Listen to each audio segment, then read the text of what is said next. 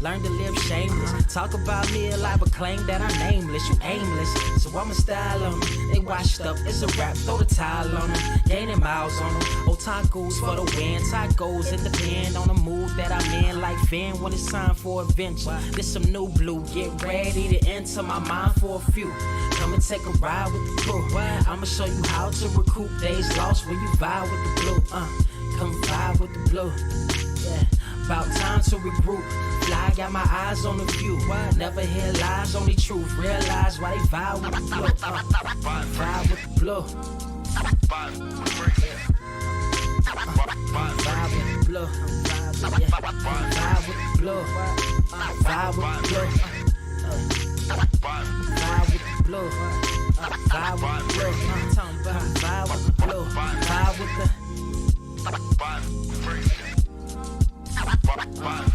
vibe with the sky. Wait, you know the rest. I'm blessed. I see you frontin' like you ain't impressed, but I still get requests. I'm playing Zelda on the GameCube. I quit spamming my music. Don't ever try forcing the links. That's a high rule. The wind waker, Mother Nature on my side too, controlling the elements. Go and check my avatar. I'm arrows ahead. Get the point moving forward. The battle scars accumulated over time are reminders of what I went through as a minor, but made me a grinder. The trees broke down for this loose leaf. If life's a game of death, I'm Bruce Lee. Ooh wee, lose sleep on the regular, trying to get this word out. Then I crash nebula. Wish I had a very odd parent, maybe two, but it's cool. Everybody pays dues. Now it's time to make moves. Granny didn't raise me to lose. Think I'm in the mood for a cruise. Wonder why? Come and vibe with the blue. I'm vibe with the blue. I'm vibe with the blue. I'm vibe with the blue. I'm vibe with the. Check this out, y'all. I'm back spazzing like the elderly. Worth of my cousin Beverly. Never swear away from the truth. Just ask Heather. Be weather, be tripping. Starting to control like our destiny. Always give you the best of me until the death of me. My weaponry is a paintbrush. Hush, don't tell my secret. They get a hold of it. If you leak it, get it. It's cool. Got you covered though, look. But let me get back to that cool-ish, loose-ish. Why they still lying? They don't do this bad at board games. Whole world clueless, selling they soul for roof Chris. Who's this honored fella? Need a sliced extra mozzarella. Crew fly, let God propellers. Humanity born like they don't trust fun. Why you dodge the teller? You don't know, but my odds are better. Life's a gamble, depending on who holding the cards. You can start living at large or it's bon voyage. Charge it to the game. Me and you ain't the same. I'm thinking bigger pictures. Why you still shrinking the frame, ever blinking the rain? It helps when your eyes dry. Mob with the bright minds. Think you funny, wise guy? Midnight marauder with a new tribe. Tired of the fake. Come and vibe with the blue sky. Come vibe with the blue sky. Why do you try? We get them high. Take them high. What I do, come vibe with the blue. Yeah. Come vibe with the blue. Pass what up? Vibe with the.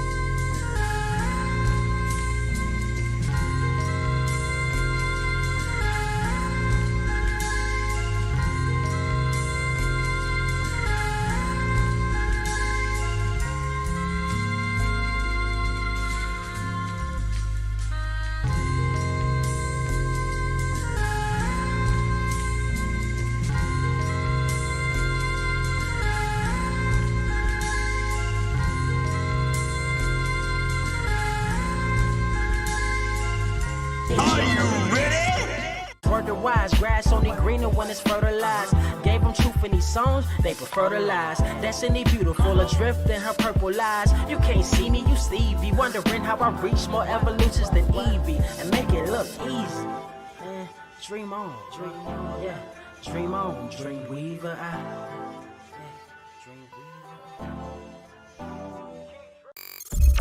What is up? What is up, Earth's mightiest subscribers? This your boy Ernie Blerd without fear back in the building. I got my guy Carter with me. What is good, pimp?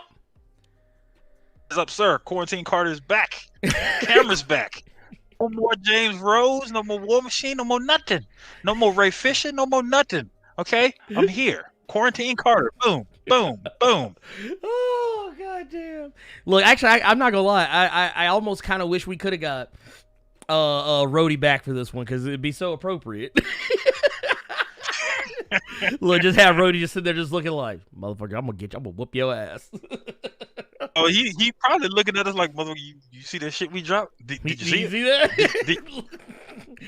See it? Were y'all on Twitter? Did you see it? You see it, huh? Huh? Did you like it? Did you watch it? Did you see it? You know? Look, you know he doing right now. He said, so what we gonna do is we gonna just roll up to WB. We're gonna roll up to Warner Brothers, and he gonna do that.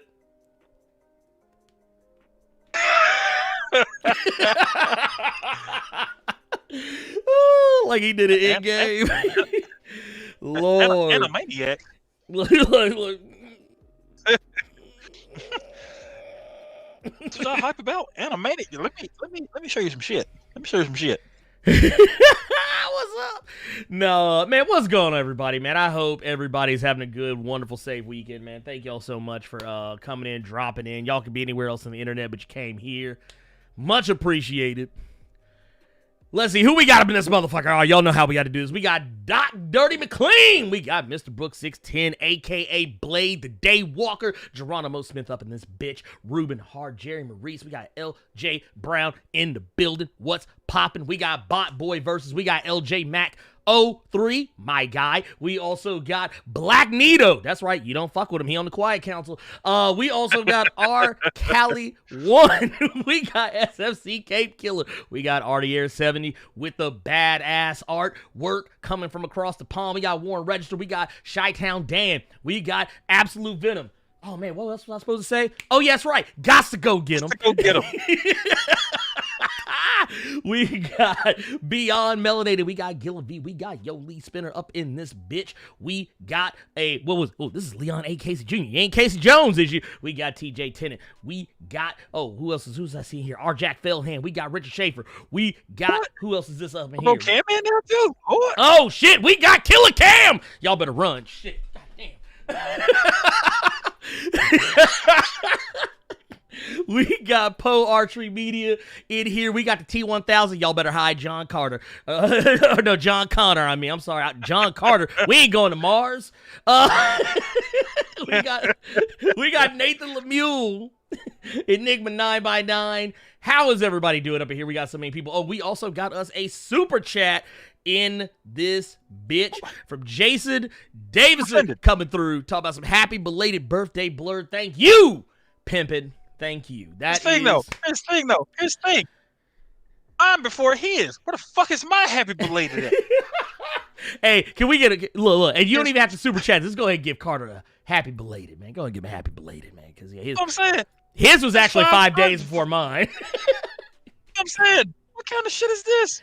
See, now I wish War Machine was back on there just so I could give y'all that fucking look. Like, he is first, really? It's like, okay, all right. Let's see. Can we?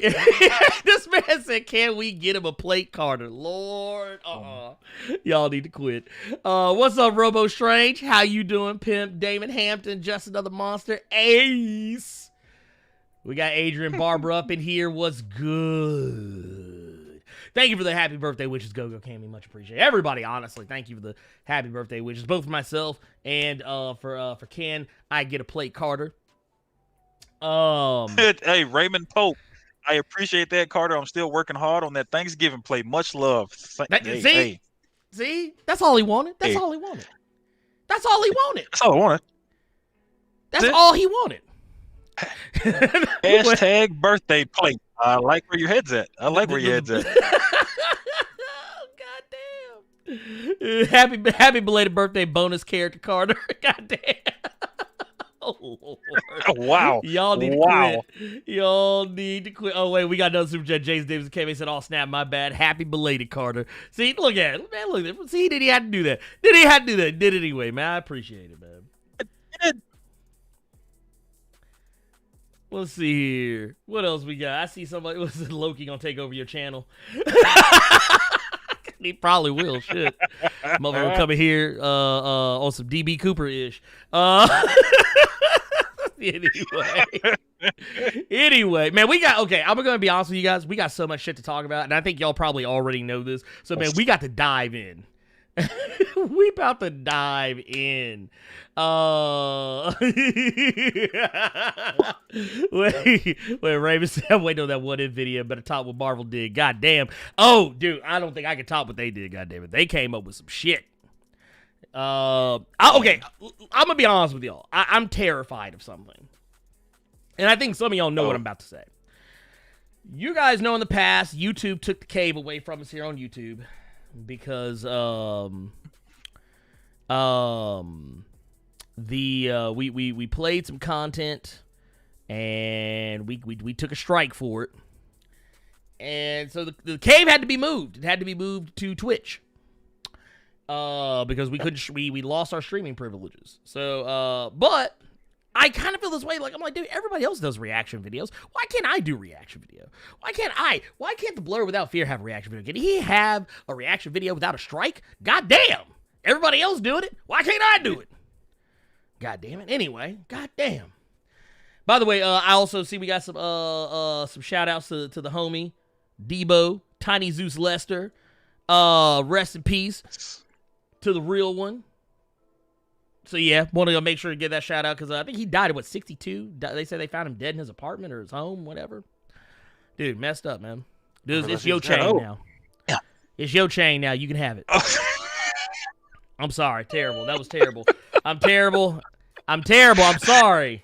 I'm sorry. It's your bike now, though. It's your bike. But you know what? I saw a meme that was even worse. Somebody like they show an angel sit up in heaven, like just sitting there crying, with his head in his hands and shit. And it was a picture of Debo underneath saying, "It's my Halo, punk." I was like, Lord, y'all need to quit. God. I was like, y'all need to quit, goddamn. This man this man was not the president of the universe.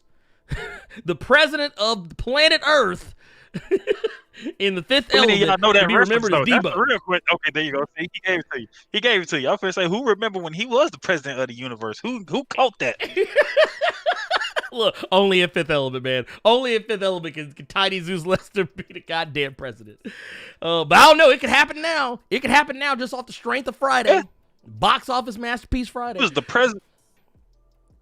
president and a peeping Tom watching Bruce Willis break off Mila Jovovich. So he was a presidential freak. A presidential freak in the universe. Presidential freak 7 days a week.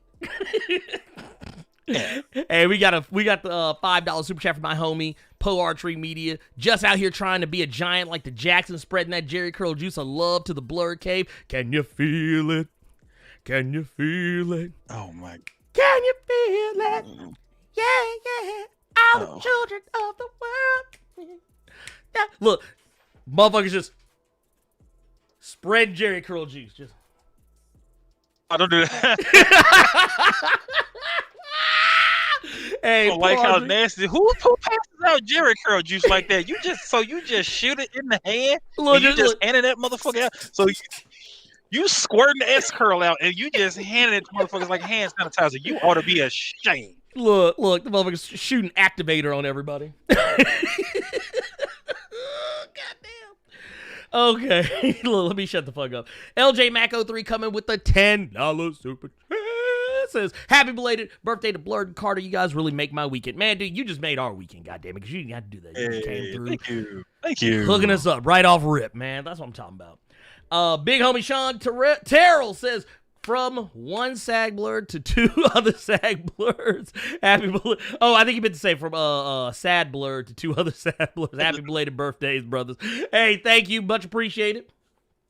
Much appreciated. So I think he's talking about. Okay, he's talking about Sagittarius. Oh, Sagittarius. Got you. Oh, dude. Yeah, that's right. Yes. Dude, first off, I just want to say how dangerous that is.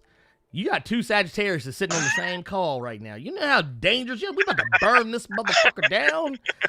Lord Jesus. I was actually talking to Maria about that the other day because she's a Sagittarius as well. Her birthday was just the other day. Maria from Approach the Nerd. Boy, I was like, look, we got too many goddamn Sagittarius to know each other. Truly. I shot 3 people before we started the Blerd Cave. We are crazy around here.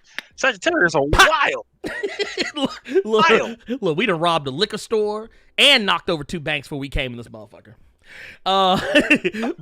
Mari's E said, happy belated birthday, Blerd. Hi, Carter. Oh, goddamn.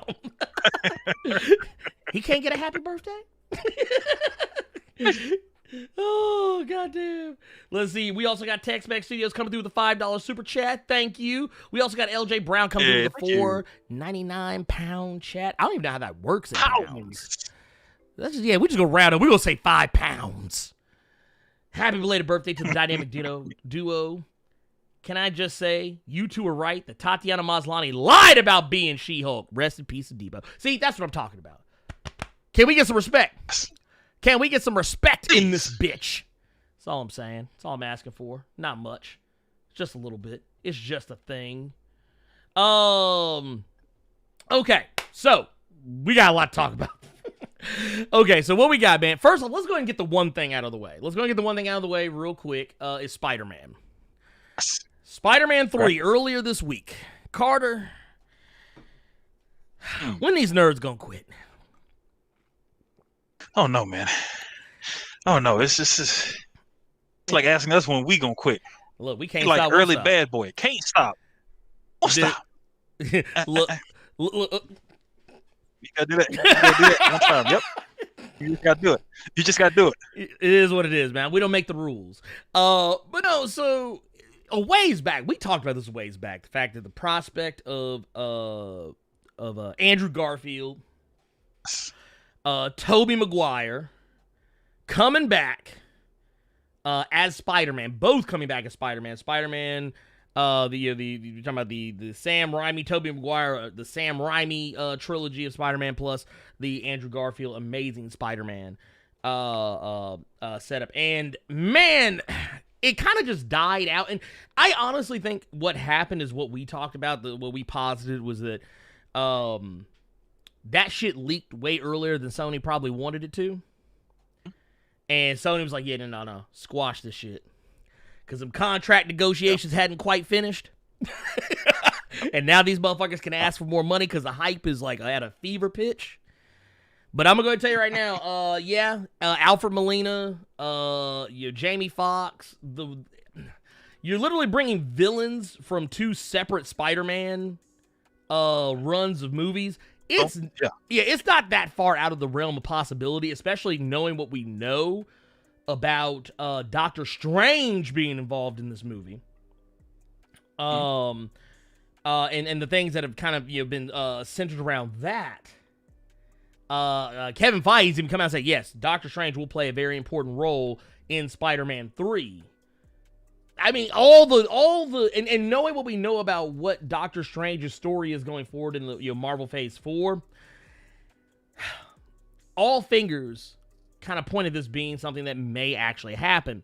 But dude, I want to ask you a question, Carter. Do you think this movie is going to be a hot mess? Because that's the only way this can go. It can go one of 2 ways. With all these characters, they're able to bring Alfred Molina as Doc Ock, Jamie Foxx as Electro, presumably. It's not been stated, but it is rumored that Michael Keaton will probably be back as Vulture. There have been talks of we're going to see Nick Fury again. There's talks that we're going to see more J. Jonah Jameson. There's talks that not only are we going to see the 2 earlier Spider-Men, but we're also going to see Kirsten Dunst and Emma Stone come back as Mary Jane and Gwen Stacy respectively. There's so many how the fuck does that work? Dude. I got questions. That's all I'm saying. I have to ask, though. This movie can go one of 2 ways. Okay. It can either be a hot-ass fucking mess, or it'll be or it'll be great, because there's no middle ground on this. We've seen stuff like this happen in the past where they try and put too much shit into one movie. I don't know if Sony can pull this off. I don't know. I'm scared. I'm actually legitimate. This is like, I'm normally not scared for franchises, but I'm actually legitimately scared for this one. So I'm not as scared just because you're right. Can Sony pull this off? I think they can, for no other reason than Marvel is going to make sure that they pull this off. Marvel is going to make sure, listen, we're with you all now. This is a tag team, all right? You're not gonna fuck our bag up because you want to do some silly shit. Right. You want to put the other Spider-Man in it, then we can do that. If you say anything about Venom, I'll punch you in the throat. Let's just keep it with the Spider-Man. Alfred Molina, Jamie Foxx, this and that. So here's the thing. Spider-Man, the first Tom Holland movie, I enjoyed. Second Tom Holland movie, not as much, but I still enjoyed it. But the problem that we're facing here, and why I think this movie will work, is because since they teamed with Marvel, the one thing that they are good at are the secondary characters more than Peter himself. Now, people may disagree with me on that, but that's all well and good. And the reason I say that is I cared about and I enjoyed the Vulture's arc more than Peter, in a sense. Homecoming? Homecoming. Yeah, he was relatable. When we get to Far From Home, I like how much Mysterio was played up to where you didn't know if he really was a good guy or a bad guy, because this is the Marvel Cinematic Universe, so they could take it either way with him, and then we find out it's Mysterio, so he's a bad guy. So when it comes to Jamie Foxx, even though I don't like that he's in this fucking movie, I think with Marvel having their hand on Sony's shoulder, I don't think it's going to be as bad. Plus, with Doctor Strange, I'm more worried about Doctor Strange because... Ooh, yeah. Sam, I see why people enjoy Sam Raimi. I like Sam Raimi in certain things, but I'm about to get killed for this. If those Raimi, the Raimi trilogy, I really can't go back and watch. I can only really watch the second one. The second one's the only one I can watch, and I will go ahead and tell you right now, I don't even think that one holds up quite as good as it used to. Like, I personally, I don't like Tobey Maguire's Spider-Man. I think he's a good Peter Parker. Yeah. But I don't think he's a good Spider-Man. Like, that's kind of the area where, like, I always get into it with folks is with Andrew Garfield. I think Andrew Garfield's actually a good Spider-Man. I like because he was the reason I hated Spider-Man, because so it was back when I was reading Superior Spider-Man when I actually sat down and I watched the Amazing Spider-Man movie, the first one, and that like shit talky, not really arrogant, but just kind of playing with his food, shut the fuck up, just let the police come get me kind of Spider-Man. Andrew Garfield was really good as a Spider-Man. He was just not Peter Parker. He wasn't our Peter Parker. Like, he was some new school Peter Parker. They were like just kind of trying to do to update him for like a new generation. And I wouldn't even say, well, you know what? You might be right, because when I look at that film, because I still cannot sit down and watch the second movie. What he reminds me of is if the CW got a hold of Spider-Man. Okay, I can see that. I can actually see exactly what you're talking about. If you just take his Peter Parker, that's some CW shit. Oh yeah, no, straight up. That's some true. That's CW shit. Spider-Man. Exactly. The only thing missing at the beginning was at the opening of the movie. He goes, "My name is Peter Parker." At a science exhibit, I was bitten by a radioactive spider, and it gave me superhuman powers. And with these powers, with great power, comes great responsibility. So I must protect my friends and my family, who I didn't know, most of which are villains.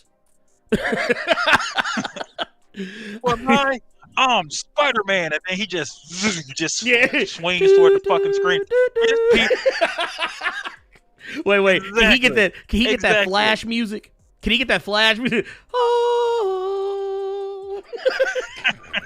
That's what they would have done. Like, that's what came to mind when I watched that movie, is that Peter Parker was CW. Spider-Man was Spider-Man. I couldn't get I was more laughing at Tobey Maguire. I think Tom Holland is good in both roles, in a sense, because when I look at Tom Holland, honestly, I just think it's Ultimate Spider-Man. I just think it's Ultimate Peter. Yeah. So just I going agree. back to our point. Yeah. To go back to our point here. We know who's doing the third Spidey movie. It's gonna be John Watts still. Who we got another announcement about him coming. Actually, you know, I tell you what. Go ahead, say what you were gonna say, because I don't want to bury the lead. So if it's the same individual that did the first two, I think we'll be in good hands with this. I think he'll know not to. I can't think of anything else to say, so I'm just gonna say this perverted line. I don't think he'll blow his load all at once. I think he'll know how to give you a little bit of everything just to make it a cohesive movie and not overdo it to where this person is outclassing this person. So since we have the same person at the helm, I think the movie will be in great hands. Oh yeah, I agree. Yeah, I'm not worried about it. It'll be interesting to see what he does, but like I said, I think I'm personally not worried because, like I said, I think Marvel is going to make sure they don't do too much. Oh, Kevin Feige gonna be watching this shit closely.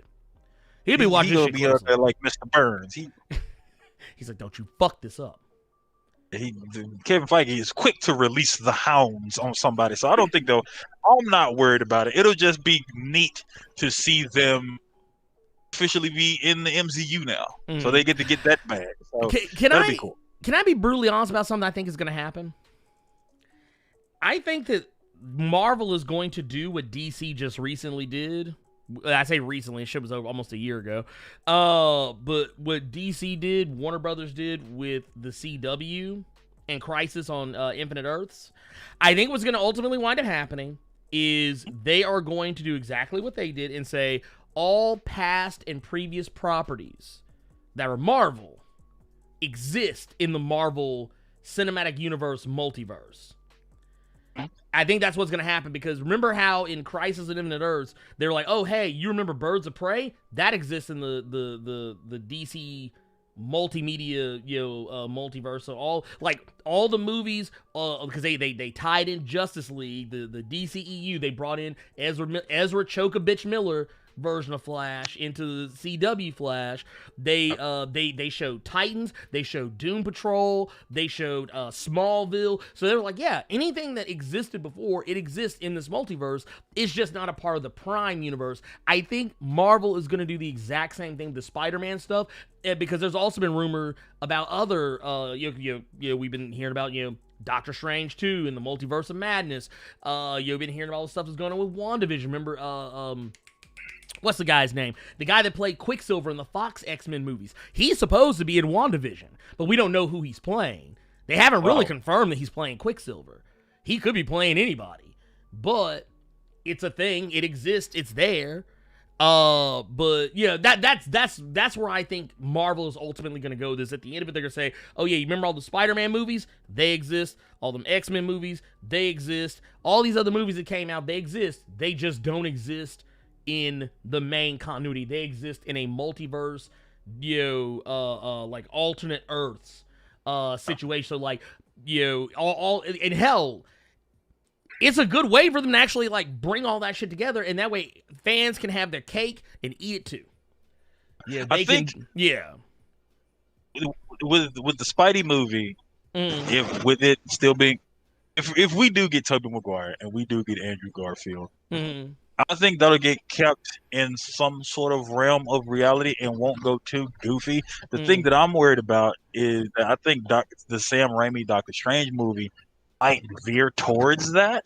So I think we have a better chance of seeing like, this is just me talking. I could be completely off base here, but I could see them showing into the Spider-Verse stuff in the Multiverse of Madness as opposed to the Spidey movie. Yeah, that's what I'm saying. Like, I think by the time we get to Doctor Strange, I think that's where all that's going to come into fruition, where we're going to be like, oh, that exists, this exists. That's what I think is going to, I don't think Spider-Man's going to do it, but I think Spider-Man's the opening point. It's going to be like it's like, we peeked in the lid. We kind of like, boop, oh, there you go, close it back up. Shit, when I heard this, I started thinking about movies I started thinking about other not even comic movie, but other films that will see this happen and might do this down the line. Like, I think the first thing that fucking popped in my head was, and see, that's my point. Because like one thing that I would like to see that I think would be pretty gangster, I want to see a James Bond movie with the other ones. I would be too crunk to see Daniel Craig, Pierce Brosnan, whichever one is still alive, because I know Sean Connery is gone. Yeah, he gone. Just to see other James Bond. Like, I'm wondering who's going to see that and see how much money you can get from that. Mm-hmm. And is just going to just fucking leech it. I want to see George Lazenby show up, just so everybody can be like, "Which one were you in?" Anyway, we got a ton of super chats, by the way. I've been meaning to get to. We got Jamal Simmons coming through with the happy birthday blurb with a Merry Christmas too, bro. Thank you. Who else we got? Oh, man, we got another one. Dude, we got a whole bunch of them. Oh, my Lord. Monumental Comics with a $15 super chat says, happy birthday, my SAG brothers, from your Scorpio brother. Hint, put him in Spider-Man. I smell Sinister Six. Stop hating on Toby, and I'm banging on the Blerd side. Thank you. Thank you for that. Oh, wow. Much appreciated. Thank you. Absolute Venom. Gots to go get him, coming through with a $4.99 super chat, says, I just love how we always, no matter what day it is, we go back to Superior Spider-Man. Goated! Dude, we really do. Like, I feel like all roads lead to Superior Spider-Man. We'll be like, yeah, so when's Superior Spider-Man getting his movie? Yeah, do you think? Keep talking. Hold on. What? Let's see. We got the Purple Lord Leo Anansi says prime numbers are taking the multiverse away from Miles Morales. Hashtag keep it blurred. Oh man, yeah. I would not be surprised. I would not be surprised if they did so. However, I think they're gonna roll Miles. I think Miles is gonna get rolled into all of this. I don't think we have anything to really worry about here. I think it's gonna be fine. Let's see. We got Black Nito with the $2 super chat, says y'all out here preaching about Spider-Man. Lord. Oh, we got Carter. What you got, pimp? So there's a reason we keep because Superior Spider-Man was my shit. So like Superior Spider-Man was my shit. Superior Spider-Man was my shit. Superior Spider-Man was my shit. Superior Spider-Man was my shit. Superior Spider-Man was my shit. Damn. Superior Spider-Man was my shit. Superior Spider-Man was my shit. This motherfucker got stacks on stacks on stacks. Look, don't ever say he read Superior Spider-Man. Please and thank you. Right? Say something. I dare you. Please. When we grab it again, please say something. I swear to God, say something. When Dominic Coles come through the $5 super chat, says, Spider-Man, you failed this city. Let's see. Jamal Simmons with the $2 super chat says, Blur, will Miles Morales be in the Spider-Man movie? I don't think so. At least not the way we probably want him to be. I don't want to see Miles anytime soon. Leave Miles alone. Miles is getting his bag. Yeah. Miles is getting his bag in a video game. Miles is getting his bag in an animated movie. Let him get his bag. Let them do what they're doing now, presently. Mm-hmm. Let it just be an organic. Let it be an organic thing. Because you know what's going to happen? That off rip. I don't want to. You know what's going to happen if they try and put Miles in this movie? You gonna get Sam Raimi Spider-Man 3 all over again. Because you know what's gonna happen. And what I mean by that is saying that you're gonna get a version of Spider-Man. You're gonna get a version of Miles Morales where like people are not gonna be happy because he's gonna be in this movie with all these other people. He's not gonna get the amount of time that everybody wants. But yeah, I don't know. We'll see. Next up we got Artie Aaron 70. Saying, hi, my melanated bros. Sending some blurred love from across the pond. Happy Saturday with the £5 super chat. Thank you, brother. Let's see here. And by the way, happy Saturday to you, too. Let's see who else we got here. We got Justin Malone. Says, I think they're going to do Sinister Six with a mix of death of Peter and a splash of Superior Spidey to set up for the Spider-Verse. Happy belated birthday. Thank you for that, Justin. I appreciate that wholeheartedly. Yes, I really appreciate that super chat, but that's not a thing. That's not gonna happen.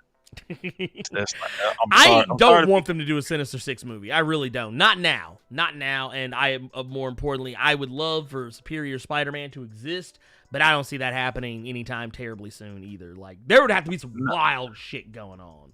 Like, I think if you wanted to introduce Superior Spider-Man, you know what you would have had to do? You'd have had to introduce Doc Ock early.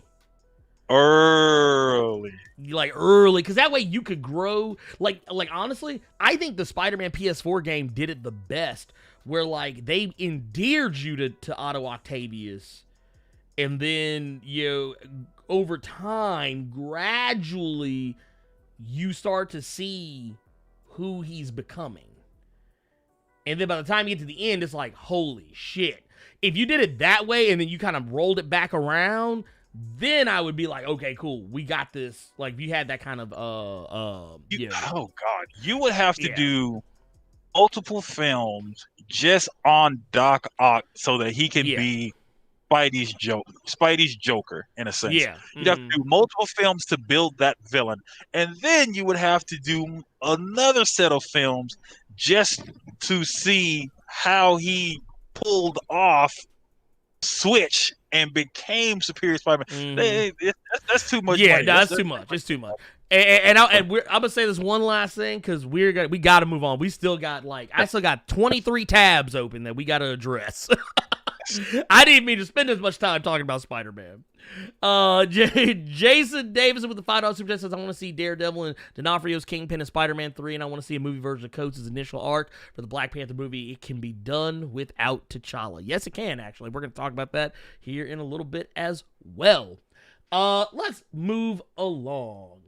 Because we're not, and I'm going to go tell you right now, we're for those who want to talk about Daredevil being in Spider-Man 3, I'm going to tell you, we got something else. I got a better idea for Daredevil than Spider-Man 3. And that's all I'm going to say about that.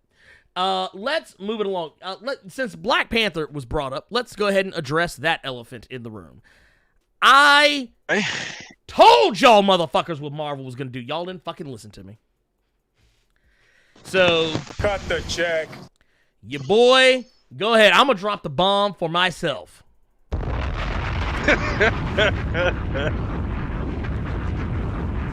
I told y'all motherfuckers what Marvel was not going to do. And guess what? I was right. Marvel Studios is not going to recast Chadwick Boseman. They have said so in a tweet that they put out saying that he is T'Challa. He is not going to be recast. Matter of fact, here, if y'all don't believe me, here's the tweet right here from Disney. Right here, look at that. Black Panther 2 opening July 8th, 2022 is being written and directed by Ryan Coogler, honoring Chadwick Boseman's legacy and portrayal of T'Challa. Marvel Studios will not recast the character, but will explore the world of Wakanda and the rich characters introduced in the first film. So you know what that means, Carter. You know what that means. What they're saying, Carter. That means they recast that motherfucker, goddammit. So y'all stop talking about it. Let that man rest in peace. Let me say one thing, and this is all I will say. I actually had a conversation with a few people about it. I didn't have this conversation with you because I wanted to wait for the cave. You might want to go ahead and hit the danger button because this might get me in trouble. Oh, shit. Danger. Preemptive strike. Okay. Read that tweet one more time. It says, here, I want to pull it back up. Black Panther 2, opening July 8th, 2022, is being written and directed by Ryan Coogler, honoring Chadwick Boseman's legacy and portrayal of T'Challa. Marvel Studios will not recast the character, but will explore the world of Wakanda and the rich characters introduced in the first film. Not a lot of people are going to go watch that fucking movie. I think some will. I think people will. No. I think some will, but I don't think it will make nearly the amount of money that the first Black Panther film did. Why? Because people want a movie. They want a film, not a memorial service. I don't think it's going to be a memorial. That's what that sounds like. That's what that sounds like. I don't think that's what it's going to be. I think Okay. what I like. Okay, I would tell you the way I read it. The way I read Okay. it to it. The way I read it to it is that they are gonna tell the stories of Shuri, Okoye, and not saying when I say stories, I mean they're just gonna focus on these characters. So basically what they're saying is you're gonna see more Shuri, you're gonna see more Okoye, you're gonna see more M'Baku, you're probably gonna see more Nakia, you're probably gonna see a little more Ramonda. You're not gonna see Killmonger unless like they see that motherfucker on the Wakandan ancestral plane. And what they're gonna do is they're probably just gonna focus on other aspects of Wakanda, not so much on T'Challa itself. Now they haven't even really said how they're going to address T'Challa's absence, like whether or not they are gonna like ride him off into the sunset, or if they're going to like they haven't said they're gonna kill him off or anything like that. I think what's ultimately gonna happen is just it's gonna be a Black Panther movie. It's not gonna be about T'Challa. Which I think if you do it correctly, if it's done right, and honestly, I want to wait till we see a trailer. We see a trailer for something, I want to see what they do with it, because honestly, that's what's going to get people. That's honestly what's going to get motherfuckers. It's going to be, they put up a trailer, and regardless of all the dumbass shit Letitia Wright has said in the last, like, 2 weeks, hell, the last 3 months, regardless of all that dumb shit, motherfuckers, they see that heifer in that goddamn Shuri Black Panther costume and they show her looking like a badass, motherfuckers forget all about that shit. Just like how motherfuckers forget all about the fact that Wesley Snipes rendered Halle Berry partially deaf from beating her ass whenever they see Blade. That's what's gonna happen, and I'm gonna hit the danger button for myself. Danger. Here's the thing with what you said. If they put Shuri in a Black Panther suit, being badass, with the state of the world that we live in now, everyone is going to scream that this is an SJW movie. They were gonna do that anyway. Shit. No one. They gonna do that anyway. No, what we don't know.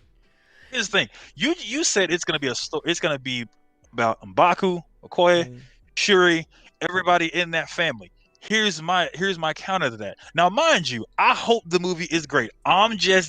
This is like first take with me and Ernie. It's debates back and forth. It's back and forth. That's what this is. So when you say M'Baku, Okoye, Shuri, and everybody else in there, those people, those characters were side characters, secondary characters for a reason. To put an entire film around that, not a lot of people are going to watch that film. But here's the thing, sounds like some shit.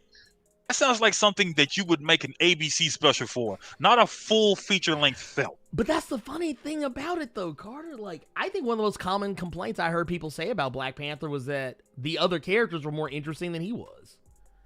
Like, a lot of people said that, like, oh, Shuri, she was way more interesting than T'Challa was. And M'Baku was way more interesting than T'Challa was. Like, that was one of the most common criticisms people had about, which I find so funny, considering the fact that so many people are, like, putting Chadwick Boseman's portrayal of T'Challa on a pedestal because, I mean, there's a good reason for it, but I just find it funny because a lot of the same people I heard saying that he was the least interesting part of his own movie are the same people that are saying that, oh, he was the greatest part of it. It's like, which one is it? Is it because he's dead? Or is it because we know the circumstances surrounding what was going on at the time that he was filming? What is it? What changed the mind? Like, because for me, I kind of thought similarly, it wasn't like I think that Chadwick Boseman sucks as an actor as a result of that. No, it was just I think they gave his other, his peers, the supporting cast, T'Challa is a straight man. And what I mean by straight man is, for those who don't understand comedy writing jargon, I'm not talking about his sexuality. What I'm talking about is that he is, when you have a comedy movie, you have, case in point, this is a perfect example. Tango and Cash, Sylvester Stallone and Kurt Russell, and heck, I'll even throw out Bad Boys for those who want something a little more recent. You've got Martin Lawrence and Will Smith. You have the straight man, and you have the dude that's doing the funny business.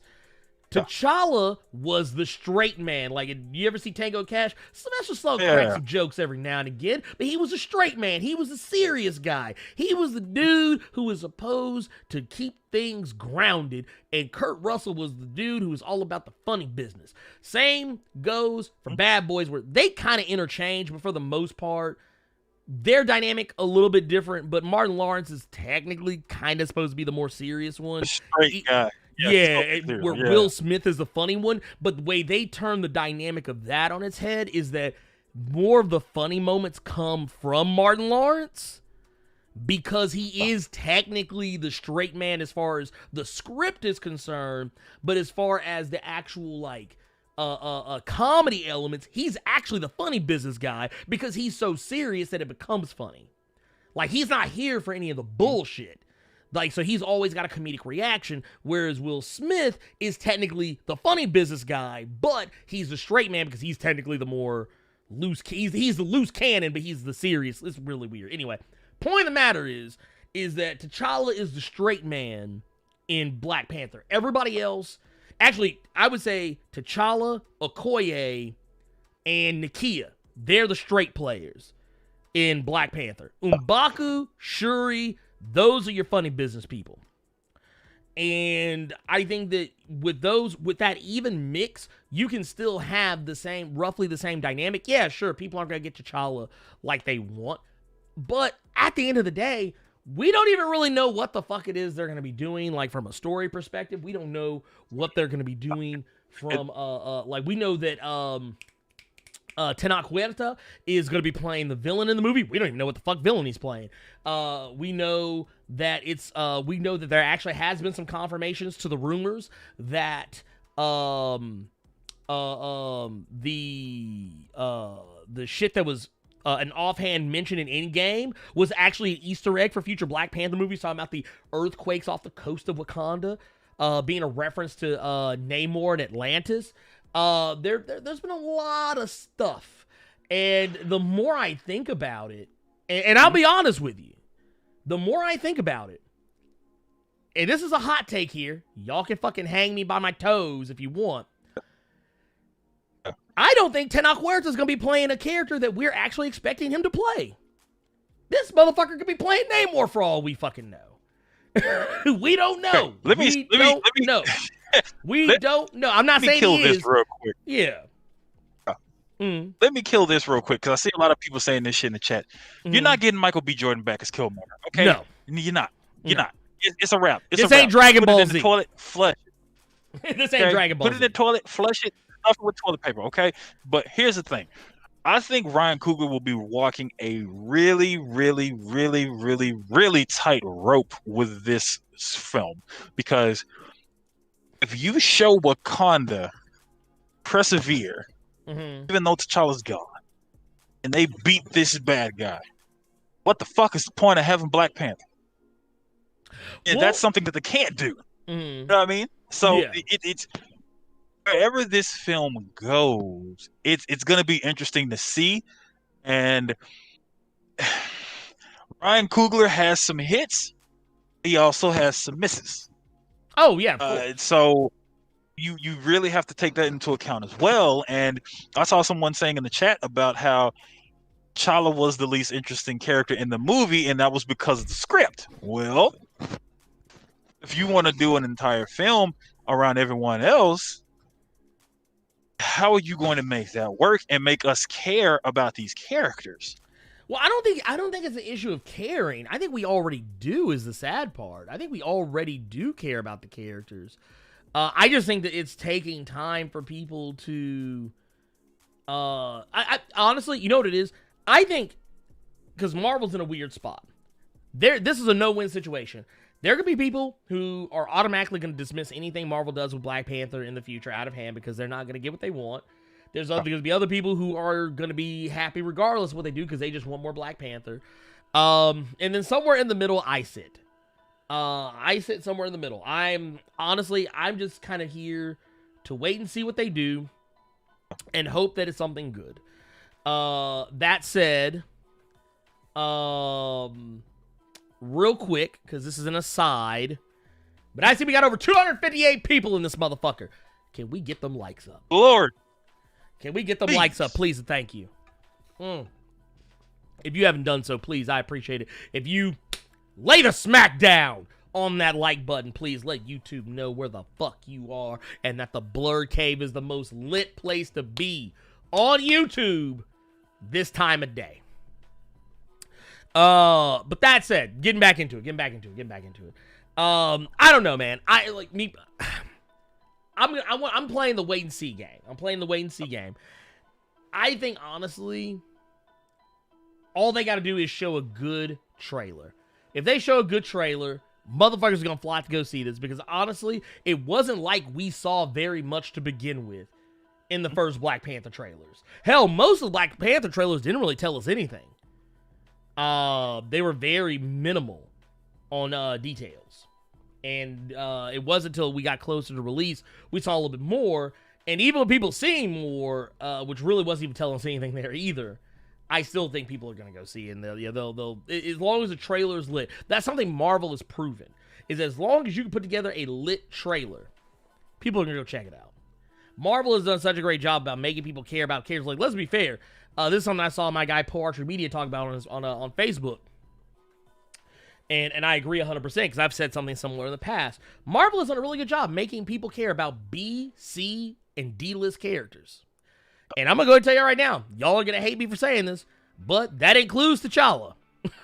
Black Panther was not a top-tier character until maybe within the last 5 to 10 years. Iron Man was not a top-tier character until 2008. I can pinpoint that because that was when the Iron Man movie first came out. Iron Man had no personality of his own. Thor was not even a big deal. He was not a top-tier character. When I say top-tier characters, I'm not talking about power levels. I'm talking about what they bring to the table in terms of revenue, book sales, and name recognition. By that logic, Captain America had more name recognition than Iron Man, and even he was still kind of considered a B-tier character for Marvel, at least in terms of like overall public opinion. There'd be more people who would be able to tell you about Captain America than they would be able to tell you about Iron Man. So yeah, and they've been able to make people care about a talking tree and a fucking talking raccoon. And that's what I'm gonna go back to every time: talking tree, talking raccoon. Every time. That is my, it's the Guardians of the Galaxy litmus test. But anyway, we got one here. Here, let's see. We got one for my guy. Shaman05 Line says, happy birthday, I guess 20 years before recast. I see the next movie as a showing of the side characters and then an origin of the Black Panther with MCU cameos. Ah, yeah, could be. You never know. You never know. You never fucking know. And I'm here for it regardless. Because, hey, you gotta do what you gotta do. By the way, thank you for that super chat, by the way. The $5 super chat. Much appreciated. Everybody's been super chatting. Y'all are fan-fucking-tastic. Cammy has a question, and this is why you and I have tried to get Cammy to read fucking comics, but she just refuses to. Yep. Who was top tier for Marvel? I don't want to answer this question because it's going to drag us back into the conversation we were already having. I want pictures of Spider-Man. Do you know that Spider-Man is the top tier merch selling comic book character? Not Batman. Spider-Man is actually the most recognizable and marketable character in all of comics. Yes, even more than Batman. Spider-Man does numbers. Spider-Man dances circles around Batman, Superman, Wonder Woman, Captain America, Green Lantern, Flash, Thor, everybody in comics on merch sales alone. That is why Marvel didn't give up those rights when they sold off the movie rights to Sony, because they would have been a goddamn fool otherwise to do so. But yes, if that's your question, yes, that is where we're at right now. So yes, I would actually say yes, the X-Men are more popular characters because honestly, most every casual comic fan that I come across, when you ask them what they read, they go, I don't know, I'd probably read a little Spider-Man, but mostly I was with the X-Men. That's what people tell me every fucking time. I hear this shit so often, it actually kind of makes my chest hurt. I'm just like, oh man, there are so many other lit comics out there, man. All you reading is X-Men? well, I'll take it. Because if you're going to read something, you may as well at least read X-Men. God damn it. Because at least X-Men is, for the most part, consistently good. At least lately. But, let's see here. Jamal Simmons coming through with a $5 super chat says, what do you think about the Smash Bros. Announcement on another Final Fantasy VII character, Blerd? I don't think we needed another Final Fantasy VII character. But, however, I appreciate them for giving us a new meme. I appreciate them giving us a new meme. I appreciate I appreciate that, because that, like, I love how, like, within 5 minutes of that announcement, it was like everybody was dropping memes. Everybody was dropping memes of like, here, let me see if I can pull this up. And I already know Nintendo's gonna try and copyright claim my shit. They'll be like, oh no, man, you showed a part of our game. Dude, fuck y'all. Anyway. But yeah, because this part right here, when they showed Sephiroth hit that motherfucker with that sword, I love how they made sure to let you know he didn't run him through. They made sure to let you know that he caught him by the straps of his overalls. I was like, man, y'all some pussies. Y'all should have let that motherfucker get run through, goddammit. Let Sephiroth get that fade. But no, I don't think they should have added another Final Fantasy VII character, but if you're going to add one, it may as well be Sephiroth. If you have to do it, may as well. But yeah, whatever.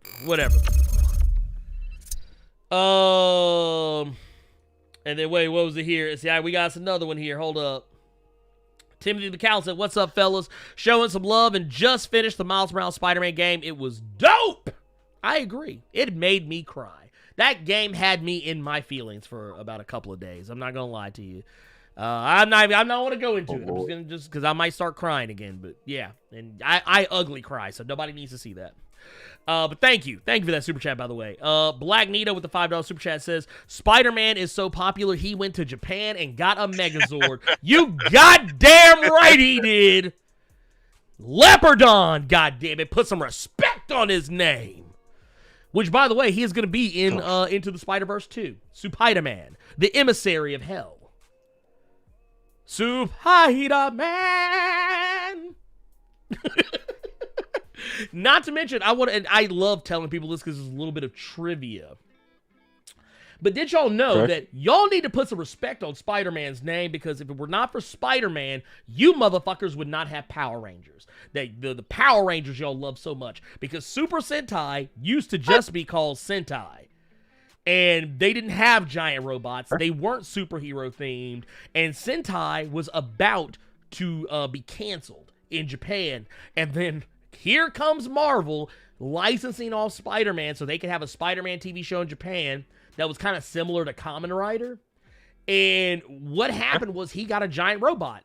And then Japan realized, wait a minute, this shit's selling like hotcakes. We're going to put giant robots in all of our Sentai shows. Hence, Sentai becomes Super Sentai. They actually did a thing about this on Disney Plus the other day. I actually knew this before then, but I was really proud that they actually brought that fact up in the Disney Plus little documentary things that they do on Disney Plus. I thought that was really cool because, yeah, Super Sentai was not really about superheroes.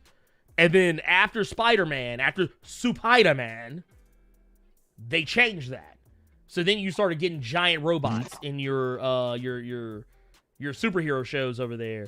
And then there you go. Anyway, because actually Spider-Man predates the show Kiryu Sentai Zero Ranger. It predates that show by some many years. So yeah, you would not have gotten that shit. Anyway, moving along. I've done my piece for the day. Let's keep it moving. Man, we still got some shit to talk about, man. Where do we want to go to next? Okay, you know what? I said something earlier about this. Let's go ahead and go back to it. Since Spider-Man's been brought back up. Fuck it. Let's talk about some more fucking Spider-Man. Jesus. God. All I have left now is Spider-Man. God damn, I'm sorry, y'all. Don't please don't hate me. Please don't hate me. I swear to God, I'm a good person. Okay, so we have gotten the announcement. John Watts, the director of Spider-Man: Homecoming and Far From Home, as well as the movie Cop Car, which is actually a very good movie. Who would have thought John Watts, the man who directed Cop Car, would direct 2 Spider-Man movies and they would be good? Who would have thought it? Who would have thought it? God damn it. And not only that, this man is going to be directing Fantastic Four in the Marvel Cinematic Universe. He is going to be bringing the Fantastic Four, Marvel's first family, to the big screen in a huge way. And also, they've handed over the rights, not the rights, but the Twitter accounts, the official Fantastic Four Twitter accounts, which originally belonged to Fan Forstick, the Josh Trank train wreck that was somehow a Fantastic Four movie. So John Watts now has access to that. So if you go out tweeting and you tag the official Fantastic Four, please don't talk about Josh Trank. Don't talk shit about the movie. It's not out yet because it's for the new Fantastic Four movie. So y'all chill out. There's no details really outside of the fact that, yeah, John Watts will be directing. They literally put up this little this little short 6-second video just with a 4 and a Marvel Studios logo in the middle. That's all that they've shown. We don't know anything else. We don't know. We don't have any particulars. We don't have any casting news. No, nothing. So I got nothing, and we're just going to stick with that. Do I think they're going to go with the favorite pick of John Krasinski as Mr. Fantastic? I think they would be dumb not to. And go ahead and get Emily Blunt for Invisible Woman while you're at it, because she's already there and they're married, and it's not like she won't be on the set anyway. So there you go. Go ahead and make it happen. There you go. That's what I don't know. Carter, you got anything for this? No, I've never been that big of a fan of Fantastic Four. I read a few issues of Hickman's run of Fantastic Four and FF, and they were fine. I was more interested in Doctor Doom and those books, and the Valeria and Franklin and the other kids, but I was never just a big Fantastic Four guy. I'm doing what you're doing with Black Panther. I'm in a wait and see approach, but I will say that I am genuinely shocked that they're already talking about doing a Fantastic Four stuff. Like, I remember when they were just talking about. I feel like they were just talking about stuff that they were going to be showing in the new phase and stuff that's going to be on Disney Plus and other shit. But honestly, with them talking about Fantastic Four so early, yeah, I'm really more so excited to see when we're going to hear about X-Men stuff. Yeah, I think we're still maybe another year away from getting X-Men anything. Like I'm talking about like an announcement. Like I would say 6 months to a year tops. I think the only thing I'm hoping for the Fantastic Four films, you can say that I'm wrong. You can tell me to get the fuck out of here. You can tell me you're not going to give me my plate. That's fine. Bring back Julian Mcmahon as Dr. Doom. I'm here for it. Okay, because those movies were awful. One takeaway was that he was great in the role of Dr. Doom. Yeah. Just give me that. Yeah, no. Or if you don't, there's another actor who can play Doom. It was who Alex Maleev modeled Dr. Doom as in the infamous Iron Man. I cannot remember that brother's name. He's a French actor. He was in Ocean's 12. Oh shit. Gimme. I'm pulling an Ernie right now. I'm looking. Hey, dude, do you think? Vincent Cassel or Vincent Cassel. Oh, yes. Yeah. Yes. Okay, so for those who don't know who we're talking about, here, let me pull. I love this guy. This guy is amazing, by the way. He was in Black Swan, if I'm not mistaken. He was fantastic in that movie. But here, I got right here. But yeah, think about this guy. If you go back and you read Infamous Iron Man, excuse me, that's who Alex Maleev used as a reference for his version of Victor Von Doom. So if you couldn't get Julian McMahon, and I see a lot of people are looking at talking like I'm just crazy right now, but you have to think we've talked about this on the show several fucking times. Mm-hmm. Good actor, bad movie. Henry Cavill, great Superman, shitty movies. So I think Julian McMahon would be a great fit to be Dr. Doom again, to reprise that role. But if we can't, get Vincent Cassell. Yeah, matter of fact, I would say if you couldn't get Vincent Cassell, I think another close one would be Tom Ellis. Tom Ellis would be the. You want Lucifer in this bitch? Dude, I wouldn't, because you know why? Tom Ellis reminds me so much of Julian McMahon. He reminds me like a younger Julian McMahon. Actually, if you kind of take their faces, if you took Julian McMahon and Vincent Cassel and put their faces, like melded them together, I feel like you'd get Tom Ellis. I feel like you'd get that motherfucker eventually. Yeah, I mean, I think he could do it. I actually think, I think that motherfucker could pull it off. I mean, look at this motherfucker. Look at this sumbitch. Look at him. Look at him. He looks evil. He looks like he's up to something. That motherfucker looks like he's holding somebody for the police. He's getting ready to pull his phone up right now and report a barbecue. Yes.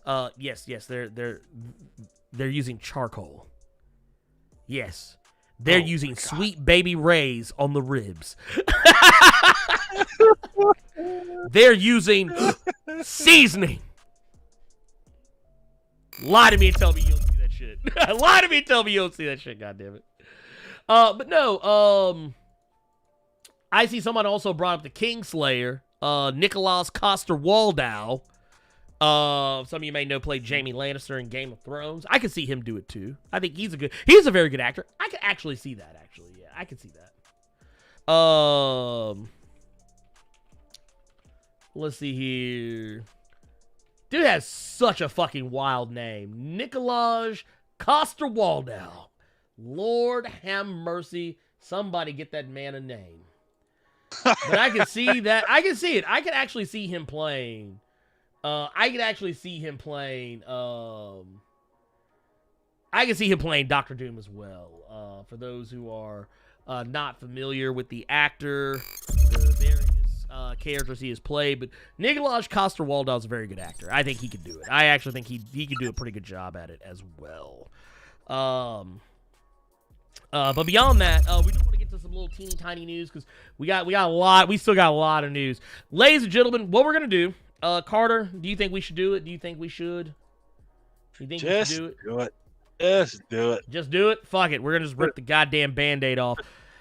Okay, so ladies and gentlemen, we are going to look at some trailers. Normally we don't look at trailers, but we're gonna do it, goddammit. Right, man. Oh, wait a minute. Wait a minute. God damn it. Hold the motherfucking phone. My guy Tubes is the one just came through with the super chat. $2 super chat says, "What's up, Ernie? Just got settled in Memphis and got in." Dude, welcome home, brother. Welcome home. You know what? Let's put a bookmark on those trailers. A lot of people are starting to talk about it in the chat, so I think we might as well get this out of the way because I think Chadwick Boseman is somewhere looking at you and I just saying, you were wrong when it comes to Christian Bale. Oh, yeah. You were so wrong. Let's go ahead and talk about it. Came to Christian Bale. Dude, I was. Okay. Can I keep it real? Can I keep it real? Can I keep it real? Can I kick it? Yes, you can. Here, actually, let me Here, I got some pictures that I want to, I got visual aids. Y'all know me. Y'all know how much I love my visual aids. Oh my God. I hate being wrong. Dude, I'm right there with you. It seemed like it was so easy. It seemed like it was just so obvious. And it really did. Left. Well, you know what the thing is? It's because it was too fucking obvious is the reason why So okay, fuck it. You know what? Fuck it. Let's not stand on ceremony here. Fuck it. So Christian Bale has been announced. Hockey pads. Oh no, he was the best of us. You see what separates me from people like you is that I'm not just gonna play a character in the MCU. I'm gonna be playing the God Butcher. Yes, that's right. He has been confirmed. They did say a ways back that he was gonna be playing a cosmic character in the MCU, and it has been confirmed that Christian Bale will be playing Gore the God Butcher in Thor Love and Thunder. I don't know how they're going to pull this off. I don't know what they're going to do with this. I have no idea. This is too wild. And yes, does this confirm that Null is a part of the Marvel Cinematic Universe? I would say maybe. Because it depends on how they're going to do it. It depends on how they're going to do it. But, man, I'm here for it. I'm here for it, though. I'm here for it. Dude, this about took me out. This actually was probably the biggest announcement. This will trip me out. Because you and I, so here's the thing. Ernie and I think we were playing Hunt when I saw this. We were playing Hunt Showdown. We were gaming, and then I saw all this shit getting announced, and then I just said, wow, we're a bunch of jackasses. And he's like, what do you mean? Christian Bale's going to be Gore the God Butcher. Yeah, dude, no, it really was. I was like, look, I almost dropped the N-word. Y'all know I try not to say that shit. But you know what? I saw someone call me out. They said, hey, you got a bomb when you're right, now one when you're wrong. Here, I'm going to go ahead and take it here. Here, wait a minute. Look, I'm going to hit myself with that Price is Right. I was wrong. I'm man enough to admit that I fucked up. Because I thought this motherfucker was going to be playing Dario Agger. That'd have been so right up his alley to play Dario Agger. You know how easy that would have been for him to do. But to play Gore? And you know this motherfucker's method is fuck. Okay, I'm going to tell you. Y'all already know what's going to be happening. This motherfucker's going to be sitting in a cave somewhere for the next 8 months, getting himself to that starvation weight. And then he's going to go hit the gym so he can get ripped. So he's going to be skinny ripped. And that motherfucker will come back. He's going to go get tattoos all over his body to look like the black shit, the all black that's on Gore's body. And he going to go get his teeth filed. The motherfucker going to do it. Here's my thing. Mm-hmm. Who's directing Love and Thunder? It's the same guy. Taika Waititi. Same individual. Mm-hmm.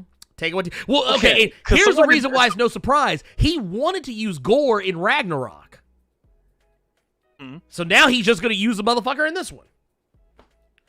Oh, here's the thing. I saw a lot of people on Twitter a couple days ago. They were talking about how I didn't even realize this, and this is a very vocal group of people that hated Thor Ragnarok. Yeah. For no other reason that all you did was turn Thor into this goofy character. All you did was take the Guardians of the Galaxy template and put it on Thor.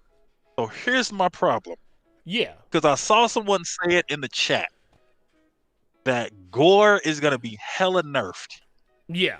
If he's in this movie, and even though it is Christian Bale and he's going to do his thing, you have to take into account that Thor Ragnarok was more dumb fun than serious.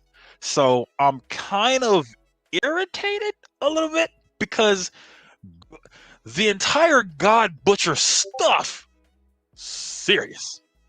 There were funny moments when it came to, well, I don't know if they're going to do that in the movie, so I'm not going to bring it up, but it's in the book.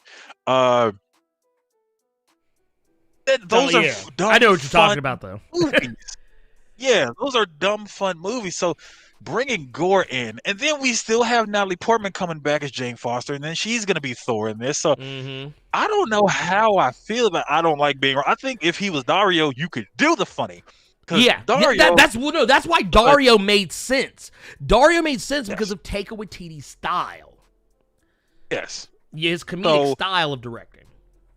So it just Dario made a lot of sense because you could still do the Ragnarok funny, and you could still have him be a serious character because Hela was hilarious.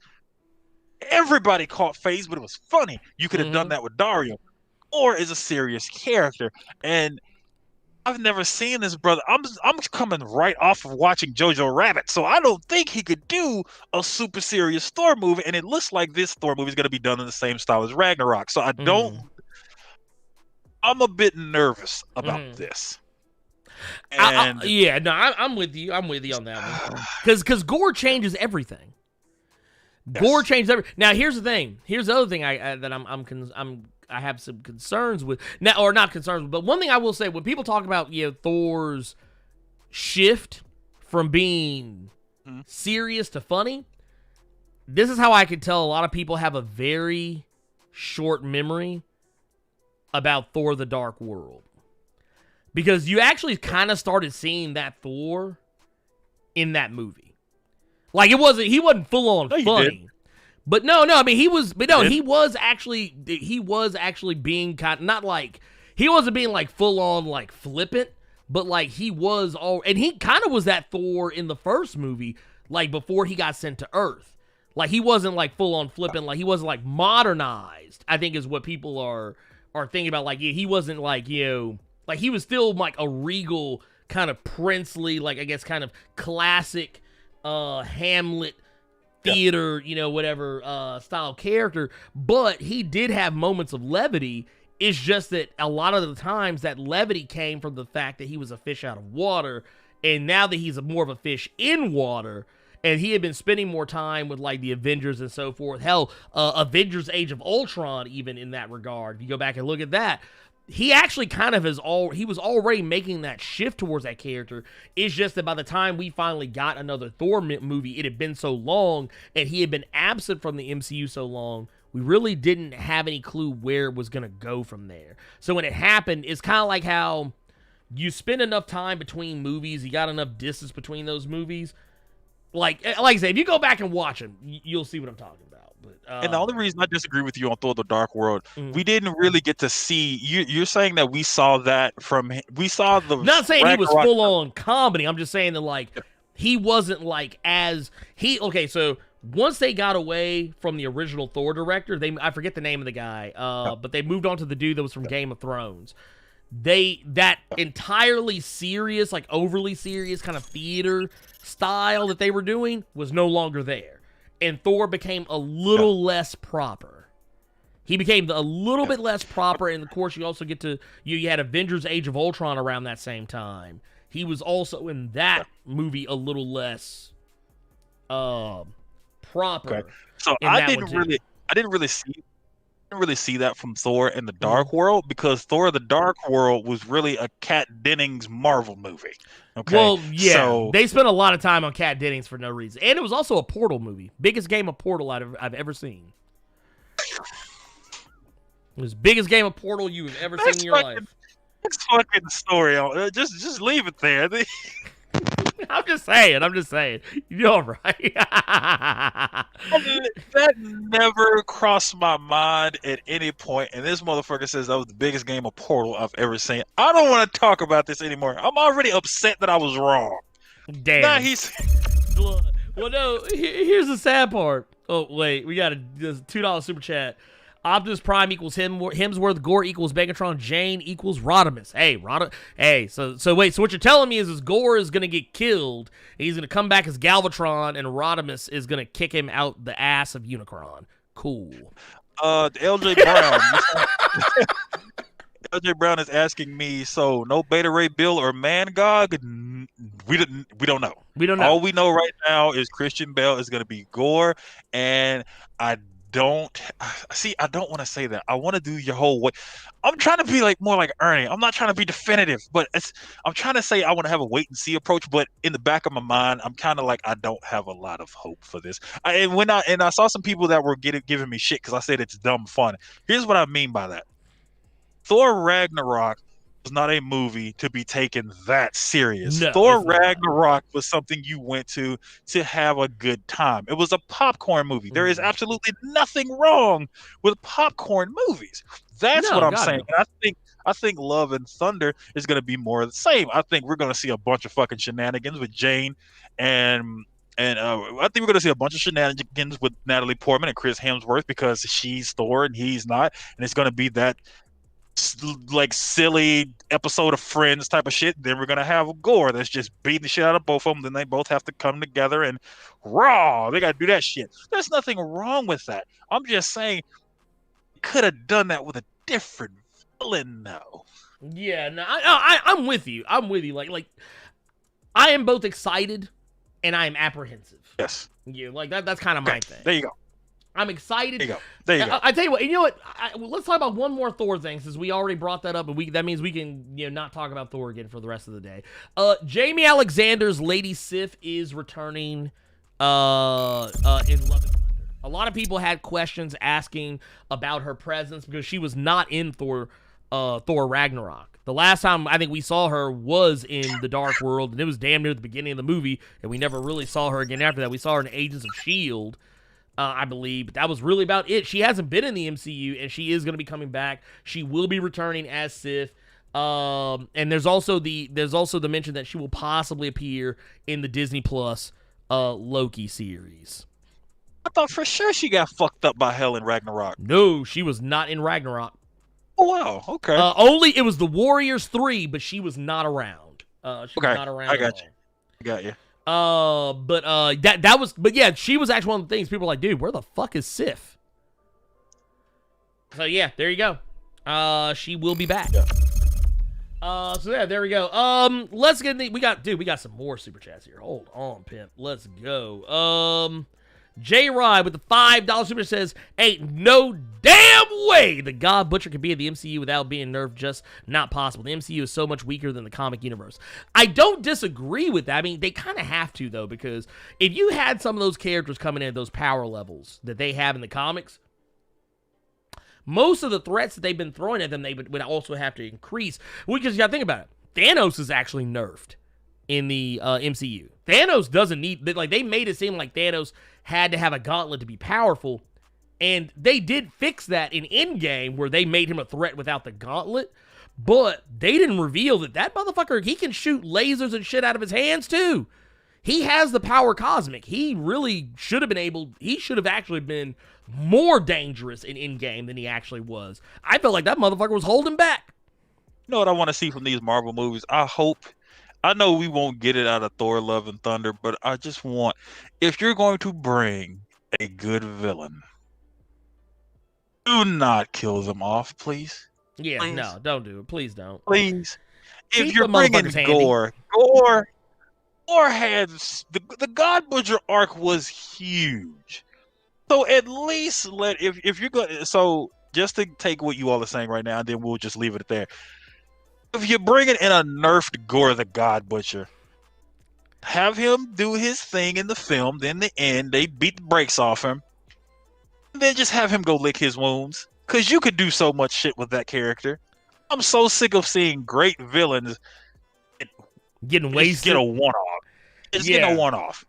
Yeah, no, I'm right there with you. I'm right there with you. Oh, please. Just please. Please. Please.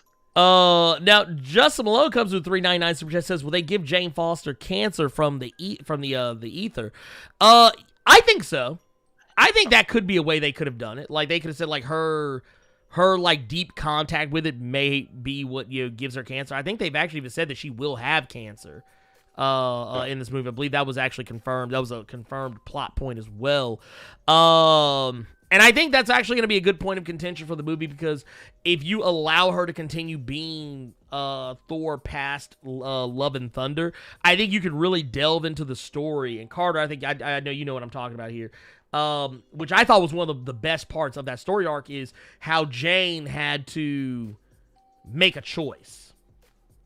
Because she was going through chemotherapy, but at the same time, becoming Thor purged her of all impurities, which was the chemotherapy.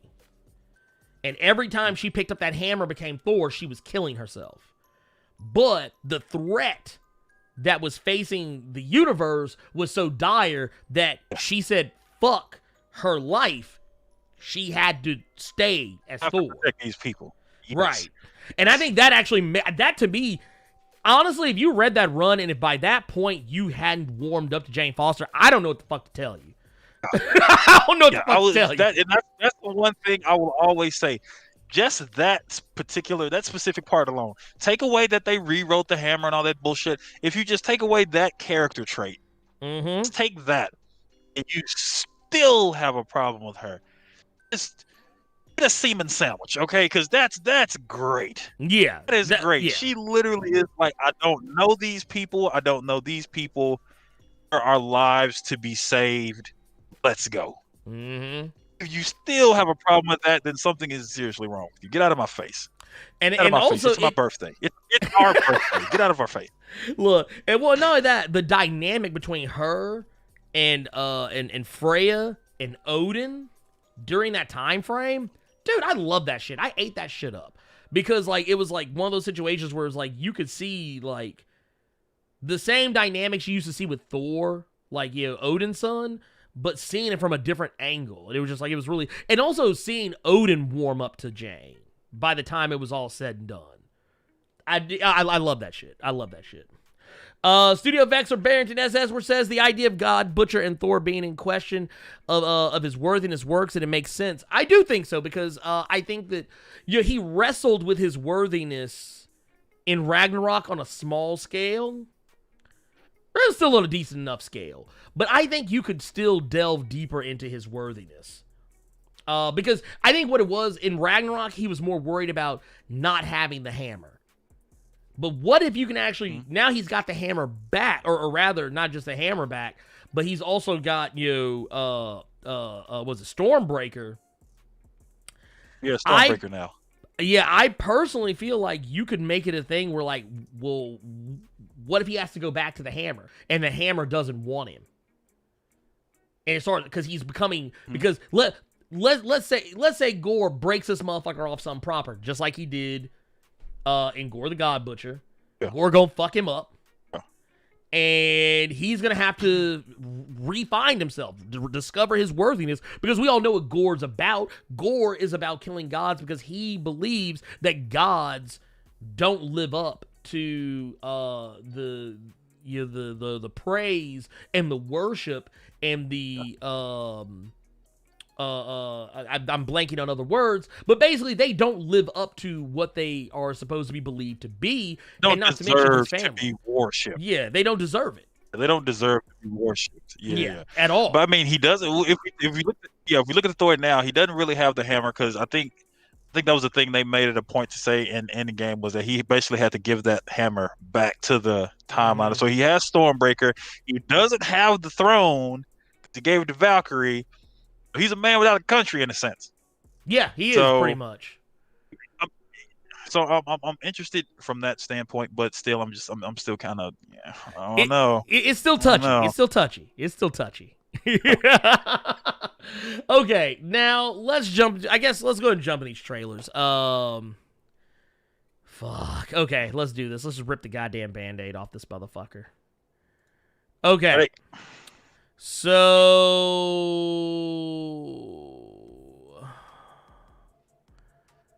here, give me uno momento, por favor. Let me see how this is going. Here, let's do this. And how does Jane get Mjolnir if it's still destroyed in the main timeline? That's a good ass question, sir. That's a very good question. Might just do it. Just maybe she touches Stormbreaker and I don't know. I don't know. Let's we're about to pull up Loki. Okay. I'm gonna pull this up and here, let me. Okay, here we are. Here, let me get rid of this too because we don't need that. There, get rid of that. Okay, this is gonna be fun. Here, we're gonna move this over some to accommodate. There. Okay. They have a good point. Let's just to not try to show the whole trailer. Maybe stop it after the end game stuff. Yeah. Oh. Wait. What? Which part is that? And maybe start like I'm looking at it right now. Like 40 seconds. 40 seconds. Stop it after 40 seconds. No. Skip to 40 started seconds. at 40. Oh, Got you. Started at 30. Started at 30. It's right after he teleports. There we go. Got it. All right. You ready? Let's go.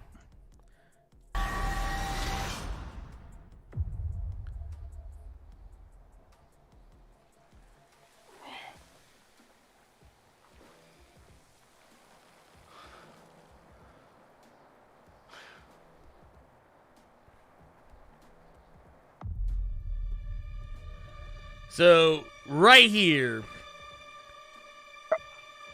like, this is all time variance authority shit going on right here. Taking me somewhere to kill me. No, I'm taking you someplace to talk. Where I lie, don't like to talk. But you do like to lie, which you just did. Because we both know you love to talk. Talky. How long have you been here? I don't know, it's hard to say. You know, time passes differently here in the TVA. What does that mean? I never thought we'd see Broke Nose Wilson in a Marvel thing. Anything. Me neither, dude. I didn't see it. Now, here's my thing here. Okay, I'm going to go ahead and pause it real quick. Okay. I want to know who this is right here. I want to know this person that's like in the cloak and the robes. I want to know who this is. Yep. Because this character pops up multiple times throughout this trailer. And they're constantly overshadowed, constantly shown in the shadows or from behind. We don't really get to see who they are, and I'm very curious to know who that might be.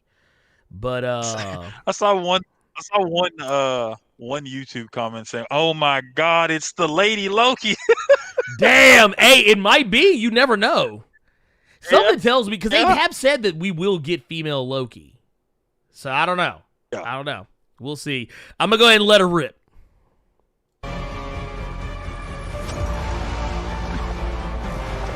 All I know is whoever this is, they breaking motherfuckers off. That motherfucker got snatched. Glorious.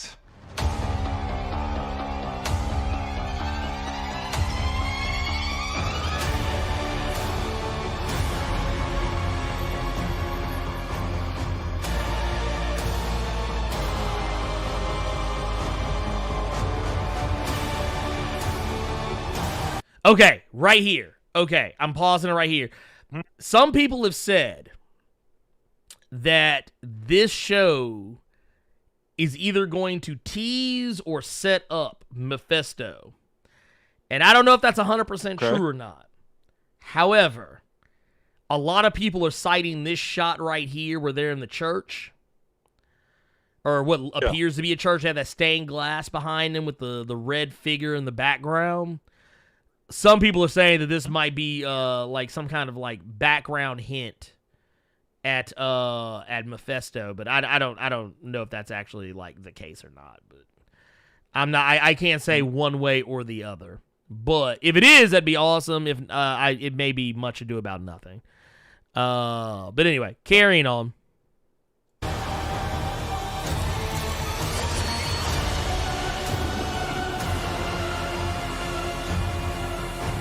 Damn. Look at my boy DB Cooper. Brother. So here's my thing. Yes. Is that Scarlet? Is that? Here, let's go back. I'm gonna rewind Scarlett it back to that shot. I'm gonna rewind it back to that shot. Hold on. So many people are freaking out over that. Is that? It looks like ScarJo. Widow. But here's the thing. Here's the thing. Whatever this is, if it is Black Widow, it's in-game. If it is. If it is, it's in-game. Because she has different hair. She has the hair she had. Yeah. She has the haircut that she had back in the first Avengers movie. But I love that. Okay, here's the thing I want to see if you caught this. Carter, when he's fighting this brother, Hmm? did that dude have Thor's hammer in his hand? That's what I was trying to see. Because, like, I mean, it could be any kind of hammer, but, like, it looks like, just because the shot is so fast, it looks like Mjolnir. Yeah. I don't know, man. I got questions, man. Also, I want to point out, did you look behind him? So, okay, on the left side, this is Loki. But look behind the guy he's fighting. Also Loki. Yeah. Dude, anyway. Carrying on. Calm down. And the one thing I will take away from this trailer that I like, I almost liked it more than the trailer. Yeah. I want to know the name of this track. I want to know the name of that track. Dude. That song was dope. The song for this trailer was dope. Oh, I love it. That's what I want to know. Like, I rewatched it solely so I could hear that tune again. I don't know why I like that tune. Dude, it is. Dude, first, I love the backing music fits Loki. And I just want to say, I love this shot. Yeah. I fucking love this shot right here with the Vote Loki reference. Oh my God, dude. I'm here for it. Dude, look at this motherfucker. Looking smug as a motherfucker right now. Come on. What did you expect? Oh, that vote for Loki. So many people, and I talked to you about this. Yeah. After we'd seen it. So many people don't know what that came from.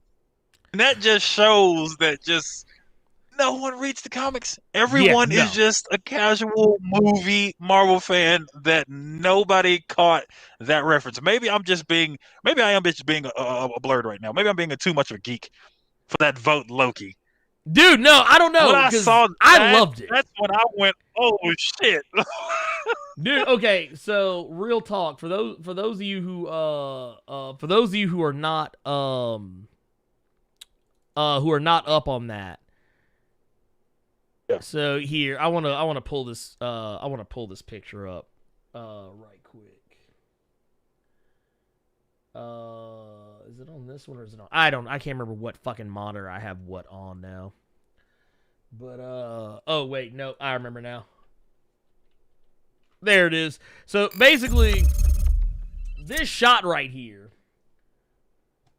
like this is what this is in reference to, is the whole like vote Loki thing. Like when you see this motherfucker sitting here like this with the whole vote Loki shit, like you look at it, dude, that is literally straight off the page onto the fucking screen, dude. Just is freaking beautiful, freaking beautiful. But I'm here for it. Yeah. So Dr. Sincere called it Quantum Leap Marvel Edition. Dude, oh my God. Can we have that? Can I have a Quantum Leap with Loki where it's like, where every leap he hopes is the leap home? I'm here for it, dude. I am so here for it. One thing. Who were those faces on the wall? Dude, okay, so was one of those faces Kang? Was one of those Kang? Okay, so real talk. I actually was trying to figure that out myself, and I actually have a shot. I actually have a shot of it. Here we go. Here's a shot of it. Okay, so if you look at that shot right there, I think the middle one is Kang. I think that is Kang. Right. I'm almost positive because he even has like, now granted it's the wood grain, but if you look at it closely, it almost kind of mimics, when you get to his face, it mimics the lines in his face mask. Like you know what I'm talking about? How he always has those two little like lines that go down the middle left and middle right of his mask, like kind of over where his eyes would be. The wood grain, if you look at it closely, it almost kind of does that. So a part of me thinks that is actually Kang. And I guess, we may as well go ahead and spoil it now. Jonathan Majors has been officially confirmed as Kang for Ant-Man and the Wasp. Yes. It was Ant-Man and the Wasp, Quantumania. Quantumania.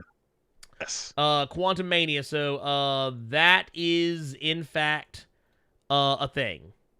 That is a thing. So go ahead and get ready. It's happening. It's happening. But yeah, I mean, I don't know. Like, I'm hyped for the show. I already was kind of interested, but they really got my attention now with the show. Because if it just off that ending scene with the vote Loki, if people didn't read that book or people don't remember that book, that was when Jane Foster was still Thor. Who else was in that book? Angela. Mm-hmm. Oh, yeah, I was about to say, if you go back to that image, to the MCU. Yeah. Yeah, if you go back, matter of fact, yeah, here, let's go back to that image real quick. Let's go back to that image. Boom, right there. You see that the person that's right behind Loki's, like to Loki's, it'd be Loki's right side, our left. That's Angela. So I don't know. I'm just saying. I'm just, don't shoot me. I'm the messenger. You do know what this means, though, right? What's that? You know who this incorporates into the Marvel Cinematic Universe by proxy, right? Spawn.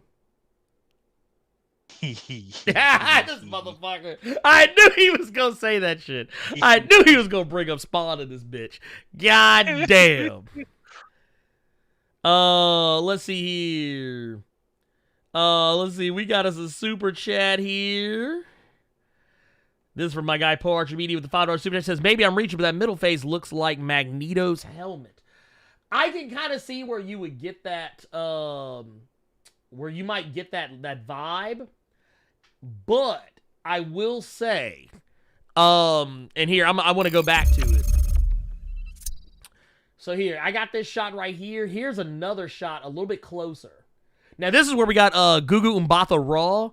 I don't think they've announced what character she's playing. But here's a closer look. You see what I'm talking about here when I was talking about the wood grain and how it's mimicking that face mask? Here's a closer look at the face. That's Kang. That is Kang through and through. I'm going to go ahead and tell you that right now. Also, look at this. Look at this shot right here. We get to see them again, but like a full statue. And you can kind of see, it doesn't have like the lines or anything, but these are the same faces. These are the same faces that we were looking at in this picture right here and here. It's the same faces. So yeah, I'm here for it, dude. I'm here for it. I think this is gonna be the shit. I think it's gonna be the shit. I'm excited. I wish it was Magneto, but I don't think it's Magneto. I don't think it is. Yeah. Let's keep it pushing. Let's keep it pushing here. Carter, what do you think? What trailer should we get into next? Oh wow. Okay. Well, we just got a $5 super chat from Fat Man TV. Falcon, Loki, What If, Black Widow, WandaVision. Hyped in that order. Oh, so shit. There you go. I mean, if we just want to talk about black accents real quick, let's bring out that boy Falcon. All right, let's bring out. This guy's a gangster. His real name's Clarence. Let's bring him out. Oh goddamn! Not about that shit. Oh Lord, thank you, Fat Man, for that super chat. So I tell you what, that's how we'll do it. Fuck it, let's go.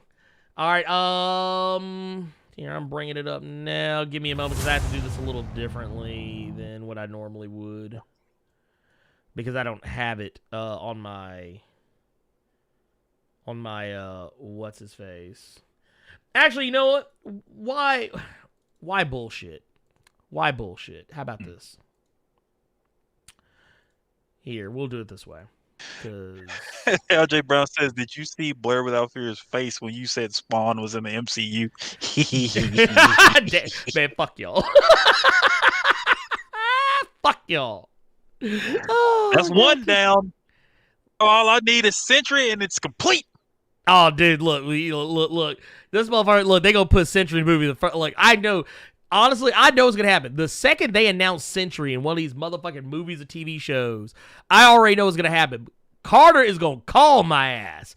My phone gonna get blown. He's like, "You see it? You see it?" And he gonna do that thing. Y'all know that with the dude laughing into the car? He gonna do that shit. He like,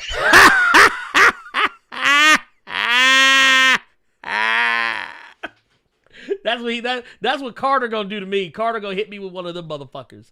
That's how Carter do your boy. That's how Carter gonna do your boy right there. I'm going to tell you, look, hold up. Let me say something. I will buy our movie tickets when they hadn't even started shooting yet. We're going to see it. I'm going to be laughing the whole time. This man. See, this is how I know Carter hates me. This is how I know deep down, secretly, Carter hates. Look, because I'm going to tell you, this is what Carter going to be doing right here. I can go watch this shit. Hold on. DM Lloyd says, Sentry bombs at theaters. No one showed up to watch, and no one's going to watch you go into the hole. Get out of here. God damn, don't do it. Don't do it. God damn, why? He was young. We don't play those games around here. We don't play those games around here. There's a question I have to ask you about the Falcon and the Winter Soldier, but I'll wait until we finish watching it because there's one thing I'm wondering. Okay. Just let me know when you are ready for that. All right, here. Let's go ahead and start it right now.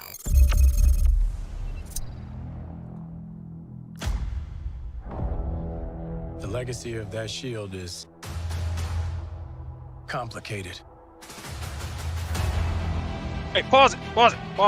We can do it right here. Okay. Legacy of that shield is complicated. This is completely different from I'll do my best. Okay, I'm going to tell you why I think. Okay, so I think I have been very vocal about who I think Carl Lumbly's playing. I think we are going to get some insight into the Truth, Red, White, and Black. I think Truth, Red, White, and Black is going to factor into this show somehow. That he is going to learn that there was another Captain America, but it's not the Captain America that that he's familiar with. It. He's going to learn there's a dark history to it, and that and kind of like what's going on right now in the series where the government doesn't want him to be Captain America. I think a lot of that's going to factor into that.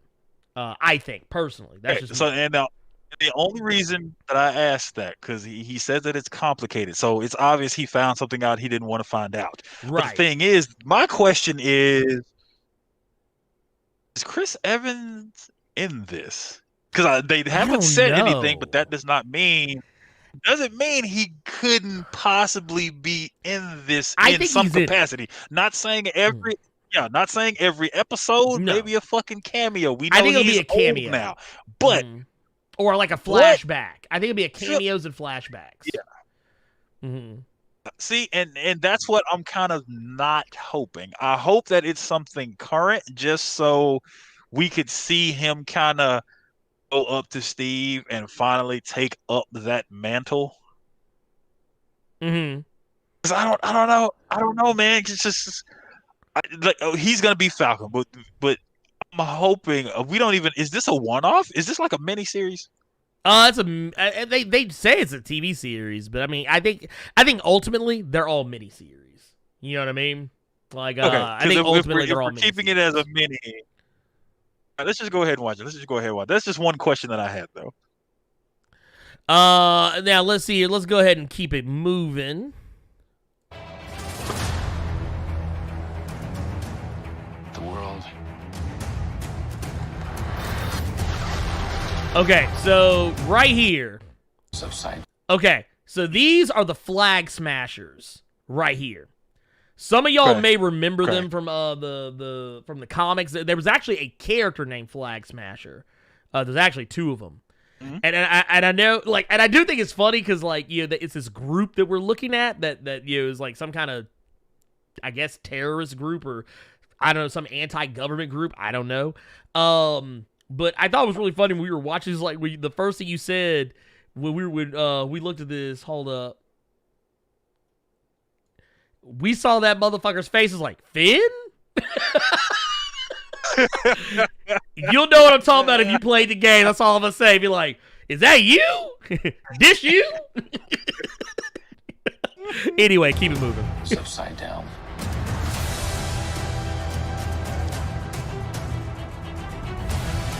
People need something to get behind.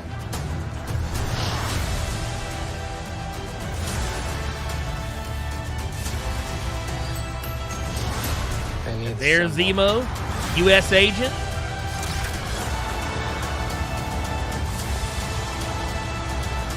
So what's our plan?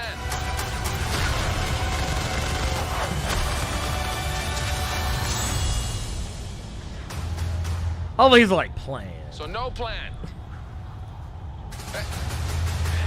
Okay, so y'all pause real quick. This is how most of Carter and I's conversations end.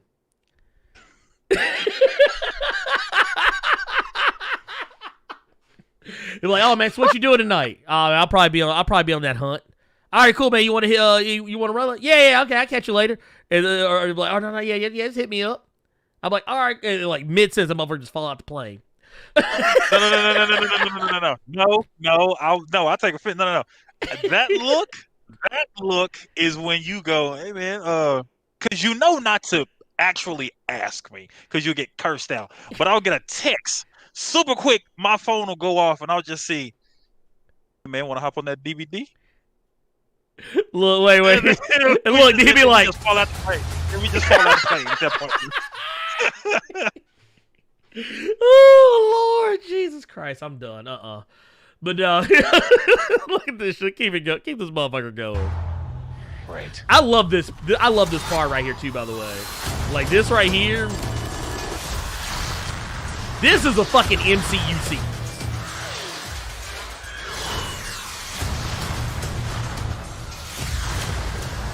Dude, they put genuine respect to this motherfucker's name.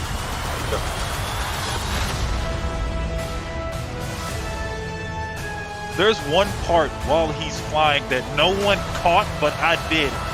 He retracts the wings at one point, and it's just falling, and I'm just like, he does a cannonball. Yeah, he does a cannonball. Yeah. Dude, I fucking love that shit. I love how they look, and I love how I paused it right on the look of. He's like, man, I did that shit. He's like, I did that shit. That was me. God damn. But this is actually this. Now, all that shit aside, this is actually my favorite part of the trailer because I love it when Bucky and Falcon interact with each other. This is why when they originally were like, when they showed them interact with each other in Civil War, I was like, dude, they need a movie or a TV show together, and I would fucking watch that shit. Now we got it. And, dude, watch this shit. What's going on in that cyborg brain of yours? You don't want to know. Oh, yeah, I can see it working. Gears turning. Oh, they're malfunctioning. They're on fire. God, I hate you. I just love that shit. I just love how they fuck with each other. Like, you don't even have to be funny. Just like I just love the fact that they fuck with each other on the reg, and it makes me laugh. But they look like a little brother and a big brother that get on each other's fucking nerves. Because those are the vibes I got in Civil War when they were both cramped up in that car, and Bucky is like, "Can you move your seat up?" No. Dude, right? And he just does a stone face. Those are just two brothers that just get on each other's fucking nerves. That's what that is. That's exactly what that is. Dark Ray said they're the Tango and Cash of the MCU. Yes! Oh, dude, I never knew I wanted Tango and Cash of the MCU, and now we got it. Yeah. Dude, I'm going to watch that shit tonight. You know, I don't think my wife has ever seen Tango and Cash. We got to rectify that tonight. Yep, that's what we're going to do. She don't know it. Man, we old. Dude, let me tell you something. Like, the other day, she forgot about this shit because we were, when I was playing Cyberpunk, you know how you do the brain dances? Yeah. I was trying to explain it to her, and then we started talking about how, one of my favorite movies, I don't know if any of y'all know this or not, one of my favorite movies of all time, it's actually a litmus test that I've shown every woman I have ever dated with any, like, seriousness. It's called Strange Days. It's got Ray Fiennes, Voldemort, and Angela Bassett. Mm-hmm. Ooh, I fucking love that movie. Because they do something similar where you can relive other people's experiences because they wear these decks that transfer consciousness, like it reads the brain waves. So when you wear the deck and the squib, while you basically see what they saw and you feel what they feel, because of the way it's messing with your brain. And I fucking love that movie. And she was like, I don't remember that movie. And I looked at her, I was like, you better. Look, I started looking like Samuel Jackson. Gave her that black snake moan, and then she got that black snake moan later. Anyway, sorry. Danger. This very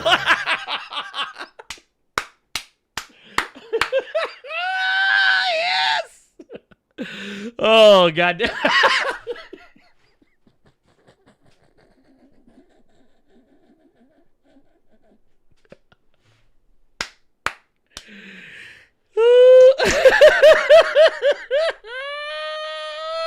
Ladies and gentlemen, we got him.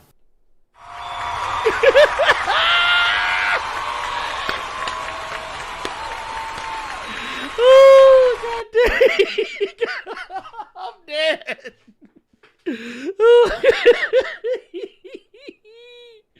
Oh, God damn. Oh, Lord. Okay, I swear I'm done. I'm not going to do it again. I promise I'm not going to do it again.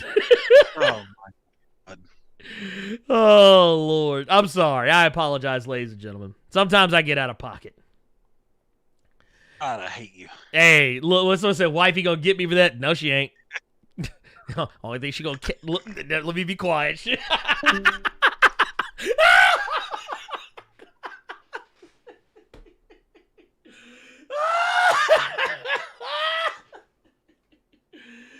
Oh, God damn. Oh, Lord Jesus. Look. Look, Carter done with me, y'all. He done.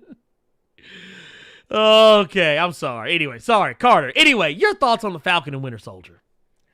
Falcon and the Winter Soldier, I did not expect to be excited for. I am excited for it now. I saw someone in chat say it looks like some toys leaked of him wearing the Captain America Falcon suit, so that'll be something cool to see on the last episode if we do see it. But yeah, I'm really interested in seeing where this goes. I'm really interested in seeing what they're going to do with him when it pertains to the Shield. Because who knows? Who knows? I'm really interested in seeing this. I'm really interested in seeing what they're going to do with U.S. Agent Isaiah Bradley if he is in it. I'm really excited for this show. Yeah, same. Yeah, just it's. I was already pretty hyped for it because I love what they're doing. I like the elements that they're taking and putting together and trying to create like one coherent show. And I also think Marvel needs to do this more often. I think, and it sounds, and they are. Let's be clear. They are. Start telling some outside the box stories, like some stuff that maybe we don't have time for a movie, but we got enough time for a TV show. We can run about 6, 7, 8, 10 episodes, whatever. Like, honestly, I wish that Marvel would have figured this shit out before the Marvel Netflix stuff. Because I think they would have been like the main... Because remember, what was the main complaint about the Marvel Netflix shows? They were too fucking long. Mm-hmm. They were always like if they would have did 10 episodes, it would have like... Because it always felt like 3 or 4 of them episodes were just filler. Mm-hmm. Now... what I would like to see is them do more of this, and we are going to see that. We're going to get to that in a minute. But let's go to the next one. What's the next we got? Is the What If? Yeah, we're going to take a look at this What If trailer, and here I'm pulling it up right now. Space. Dude, Jeffrey Wright sounds so fucking ominous. Reality. It's more than a linear path. It's a prism of endless possibilities. Bernard! Damn. That doesn't sound ominous at all. Also, I like the animation on this. I don't know what it is. Yeah. That was when I said, holy shit, who is that? Because I couldn't tell what Oh, wait a minute. So, Man, right? Also, I'm not gonna lie. Even though I've known about this shit for a long time, I actually geeked out at this shot. Because I was like, dude, Agent Carter finally getting that respect. God damn, she finally getting that respect. I was like, dude, look at them muscles. Look at them thighs. it was dope, but then it made me mad at the same time because I want to see more Haley Atwell. I wanted it to be live action. Dude, you know what? I think they could still make something happen. I think they could still make something happen if they really wanted to. Bring back, dude, they watch, one day they're going to bring back Agent Carter on Disney Plus. Y'all watch. I was promised an army. Dude, she came down with that shield, with that Union Jack. You have a... Dude, hold on. I got to go back one. I just got to go back one frame. I'm sorry. Dude, look at how mean she look on that motherfucker. And the hair's still perfect. Ain't a strand out of place, goddammit. Y'all don't know how hard it is out here. Y'all don't even know. Anyway, carrying on. I did Super Soldier. Yeah.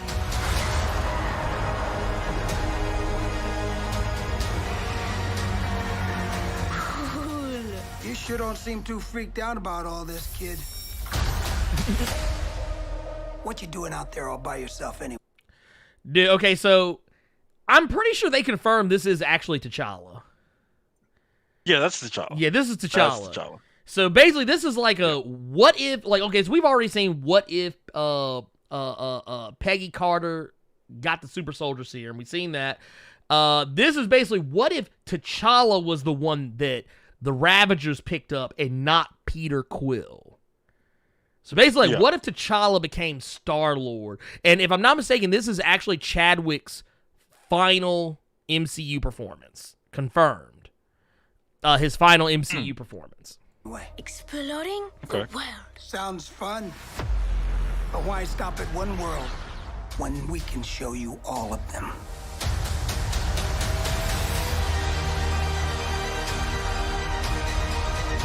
I am the Watcher.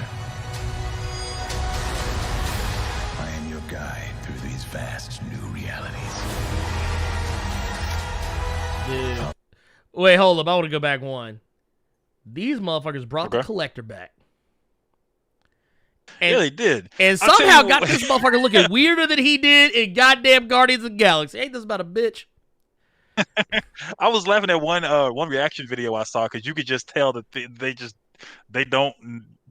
people just dumb. So you see Peggy Carter on this robot, and this fool just goes, "Oh my God, the Iron Giant is in Marvel." Lord, fired. Fired! Dude, they need to get the fuck out of here. Dude, you saw this and the first thing you thought was Iron Giant, you need your ass whipped. Don't make me hit the goddamn music on them. Lord, hold on,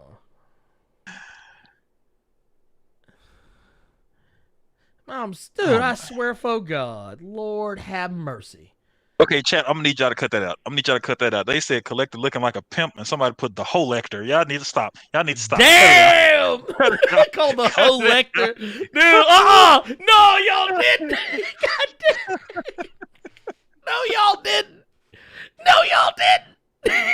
The whole lector. Lord, But he do got a big-ass pimp coat on. I just want to go ahead and point that out. Anyway, carrying on. Follow me and dare to face the unknown. Dude, this right here, I fucking love this shit. This shit right here got zombie Captain America. Dude. Yeah, I'm wondering what that is. I sure shit hope that's not Marvel Zombies. I hope that's not what that is. I don't know, but it sounds like it is. Okay, so let's go ahead and keep it moving. Y'all gonna see why. Here, hold up. Dude, he flung that shield like he got that Super Soldier Serum still in him. What if? Dude. Give me the tour. And also, did y'all catch that Howard the Duck right there? No, I didn't. He's talking to Howard the Duck. That's Howard the Duck. That's the bill and everything. So Howard the Duck is in this shit. I wonder if he'll still be voiced by Seth Green. I don't know. Anyway, point of the matter is, it's a thing. Dude, y'all ain't shit. Hold on, wait a minute. Hold on. Wait a minute. First off, evil Doctor Strange versus good Doctor Strange. I'm here for this shit too. This shit right here.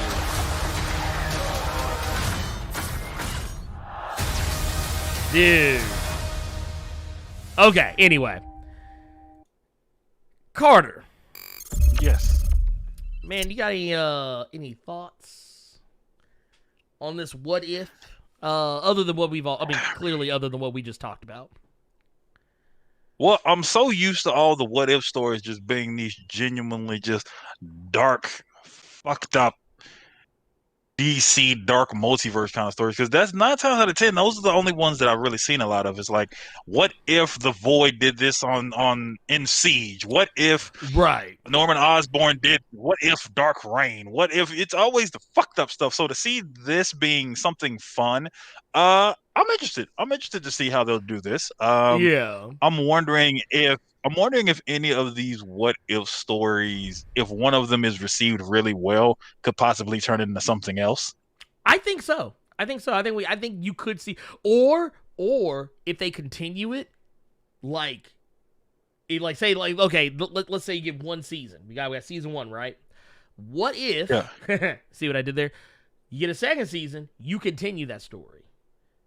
Digging deeper and further into it. I would like to see some of the stuff become part of the MCU, though. I mean, it is a part of the MCU, but you know what I mean? Become part of the main continuity. I would like to see that. By the way, we got a $5 super chat from Chi-Town Dan. Says, Saturnine about to be pissed that Brian got passed up again. Oh, God. Don't bring up not Emma Frost, please. Lord. Jesus Christ. Lord. Oh, wait. We got one more. Gofu's Lankius. Wait, with a 999 super chat saying, blurred up. Tell me what's the word. Actually, dude, you know what I miss? I miss Cameo. Because that motherfucker used to sing like someone was stepping on his balls. That motherfucker was like, dude, it was a taste like candy. Wow, wow, wow. Oh, Lord, I love that shit. Anyway, we still got one more trailer. We still got one more trailer to look at. That is... Where'd it go? Shit, I was literally just looking at it. Oh, where'd you go? Baby. Now I'm actually sitting here genuinely confused and cannot find it. Yeah, I was literally just looking. Oh, found it. Never mind. All right, Carter, you ready? Yep. All right, let's go right now. So what's a single gal like you doing rattling around this big house? Well, I assure you, I'm married to a man, a human one. Lord. What's it ring? And I ran. Wipe the sleep out of my... We are an unusual couple. Oh, I don't think that was ever in question. Oh, Lord. We just don't know what to expect. Basically, she's discovering more about her powers throughout the series. Howdy, neighbors. Here, wait, I want to go back. To something real quick. I want to go back. That shot right here, where she's making that fucked up ass face. Anyway, I've seen this face before. My wife has given me that face a couple of times. Anyway, but right here where Vision is touching her belly because she's pregnant, this is where people are talking about the whole idea of like Wiccan appearing in this in the MCU, being this is like a sign that we're going to be seeing Wiccan very soon, which Wiccan and Hulkling have both been rumored to be in this and in Doctor Strange and the Multiverse of Madness to some capacity. But yeah, I am going to go on a limb and say this is going to be a major point of contention for the show, because I think something's going to happen, and it's going to kind of cause... There's you know what, I'll be quiet, because there's some other stuff that's going to happen in this trailer that really changed how I view what this show is going to be. And I'm going to go ahead and spoil what I'm going to say a little bit. I'm just going to say this show has a vibe in it that's going to come up that kind of reminds me of, like, maybe not so much a horror movie, but like a suspense thriller. But anyway, let's keep going. Howdy, neighbors. Hey, buddy. Wanda! Hey, Monica Rambeau. What's good? What's good, homie? What's good, sexy lady? How you doing? Look at with that fro, looking all nice and right. Looking mighty fine. Anyway, carrying on. What's up? Who are you? I don't know. Okay, so this part right here, where she asked her who she was, and she said she didn't know. Mm-hmm. So basically, okay, so real quick, I do want to talk about this, because there's a couple of characters who actually bring up, this is gonna pop up here in a couple of other shots, that there's someone manipulating the events of what's going on in this show. Mm-hmm. And it's heavily implied that it could either be Wanda and she's doing it subconsciously, or there's an outside player, an outside manipulator who is moving things around to make her do the things that are happening, and kind of locking them in this weird Pleasantville style prison.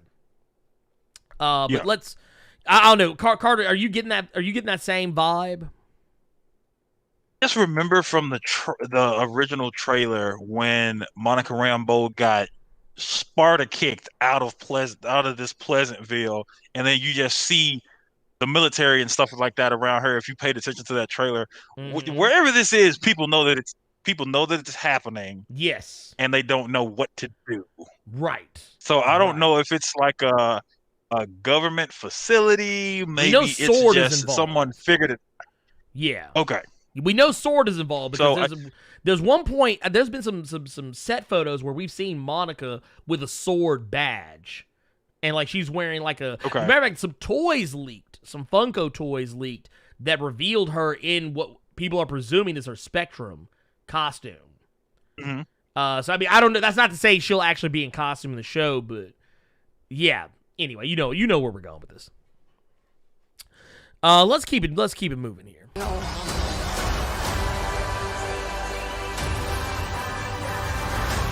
Something's wrong here.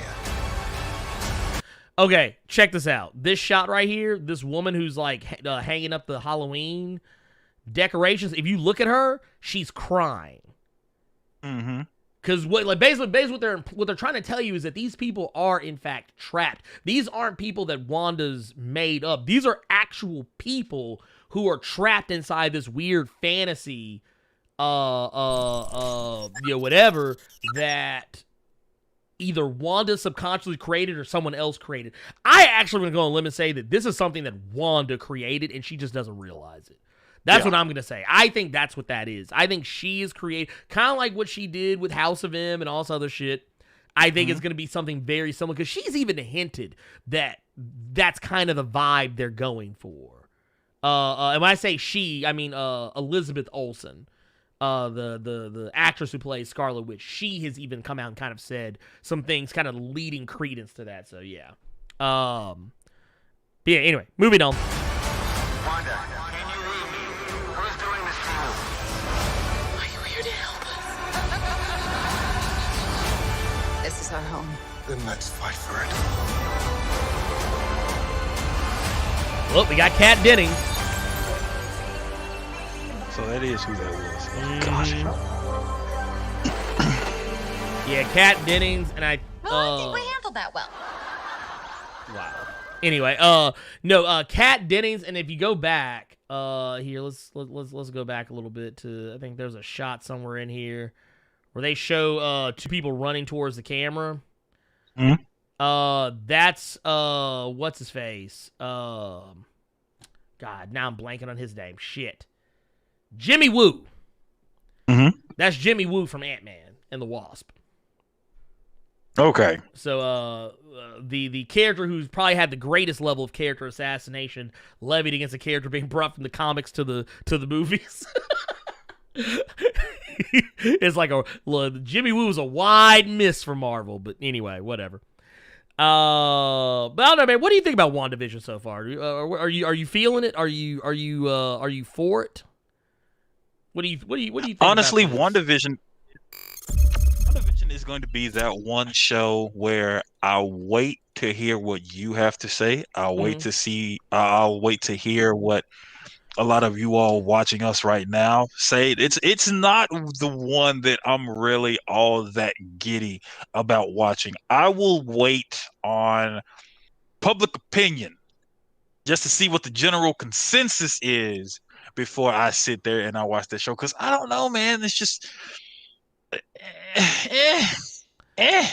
like I think I'll check it out because Monica Rambeau. I'll check it out because I really want to know what's going. It's okay. Let's do it like this. Am I going to watch it day? Am I going to watch it day of? I'm going to be there as soon as midnight hits and they put it on Disney Plus. No, not really. I'll probably still be playing Cyberpunk. I'll probably still be doing. I'll that's not something that it's not a Mandalorian or something like that where as soon as midnight hits, I'm on it. No, I'll wait to see what you and all you guys and gals have to say, and then I'll give it a look. But it's not one of the shows, especially after seeing this Loki trailer and seeing this Falcon and Cap trailer or Falcon and Winter Soldier. No, not really, not really. I think I would go. I'd go Falcon and Bucky. I'd go. I almost said the odd couple. I'll go Falcon and Winter Soldier. I'll go Loki. I'll go What If, and then I'll go WandaVision. Unless you all just tell me this shit was just hot fire. Don't even try to bite it. It's gonna burn the shit out your tongue. Unless y'all come to me with that, it's probably last on my list. Damn. Well, I mean, I'm not mad at you for that one, because I will say this, though. I'm actually most hyped for Falcon and Winter Soldier and Loki. As far as the shows we got trailers for. The What If. WandaVision I am actually really hyped for, but mostly because I just want to know what the fuck is going on. Like, that's my thing. I really just want to know what the fuck is going on. Like, it's not the show that I'm most interested in, but it is definitely a show I am interested in. I'm way more interested in it than what I was when they originally announced it. Here, we got a $2 super chat from Wiki Dancer. And actually, this is a super chat sticker with the DAP on it. Thank you for that. Much appreciated. Much appreciated. And we got Black Nita with the $5 super chat, says Tiana Perez is looking better than Honey Dip Popeye's biscuits in this trailer. Hope we see her rock the costume with the afro at some point. I think we might see it. I think we might. Look, we've seen there have been leaks of toys and Funko Pops and shit with her in costume. It doesn't mean she's going to show up in the costume, but there's a better chance of it happening than not. Yeah. And I'm here for it regardless. So yeah, no, definitely. Carter, let's keep it moving, man. Let's keep it moving. All right. Because we've still got the rest of these things. Honestly, we can kind of run through really quick. I don't want to spend a whole heap of a lot of time on some of the rest of these items because if we're being brutally honest with each other, a lot of it's stuff that we can just kind of guess at, or like just kind of gleam at, and kind of keep it. We already brought up Ant-Man and the Wasp, Quantumania, so we don't even have to talk about that. There's really nothing to say other than Jonathan Majors is playing Kang. That's literally all we know. Okay, so here's one thing, and this may be controversial to some, but remember, what was that girl's name? Is it Xochitl Gomez? Who was announced, she was rumored as playing America Chavez, but it was never confirmed, and I actually told people to kind of chill out because it's like, we don't know if she's actually playing this character or not. This is all rumor, conjecture, until Kevin Feige comes out and says, this is what's happening. I don't believe it. Now, that said, it has been confirmed. Gomez is playing America Chavez in Doctor Strange in the Multiverse of Madness. It has been confirmed. Kevin Feige came out. It was a part of the Disney Investor 2020 announcements. She will be playing America Chavez. She'll be playing ostensibly a younger version of America Chavez, which I know was a huge point of contention for a lot of people because in the comics, America Chavez is one of the older members of the Young Avengers, if I'm not mistaken. She's already like, I think by the time I think when Young Avengers when she pops up in Young Avengers or whatever, she's already good and grown, if I'm not mistaken. Yeah, that is correct. But here's the thing I'm going to throw out there because, this is something else we learned. Actually, I lied. There is something else we know about Quantumania. They did recast Cassie Lang. Yes, they recast her. So 3 different actresses now will have played Cassie Lang. We have the younger actress who played her in both Ant-Man and Ant-Man and the Wasp. I forget the name of the girl who played her in Avengers Endgame. And now, which is funny because she's aged up in Endgame. She's grown now. Yeah. Or not grown, but she's like, I guess, assumingly a teenager by this point. And then, because I think it's safe to assume she was like maybe 9 or 10 in Ant-Man and the Wasp, give or take. She's probably like 10. We'll say 10. I'm assuming a lot here. But by the time we get to Endgame, she's probably 15, maybe 16 years old, give or take. Now, when we get to Quantumania, apparently they're aging her up even more. Let me see here. Cassie Lang, MCU. Let me pull this up real quick. Here. Boom, boom, boom, boom, boom, boom, boom, boom. I'm trying to remember the name of... Okay, so here it is. Here's what we got. I'm actually going to pull this up because I kind of want to show you guys a little bit of a timeline. Okay. A little bit of a timeline here, if you will. So kind of bear with me, ladies and gentlemen. I didn't plan for this because I honestly kind of just remembered that this was a thing that happened.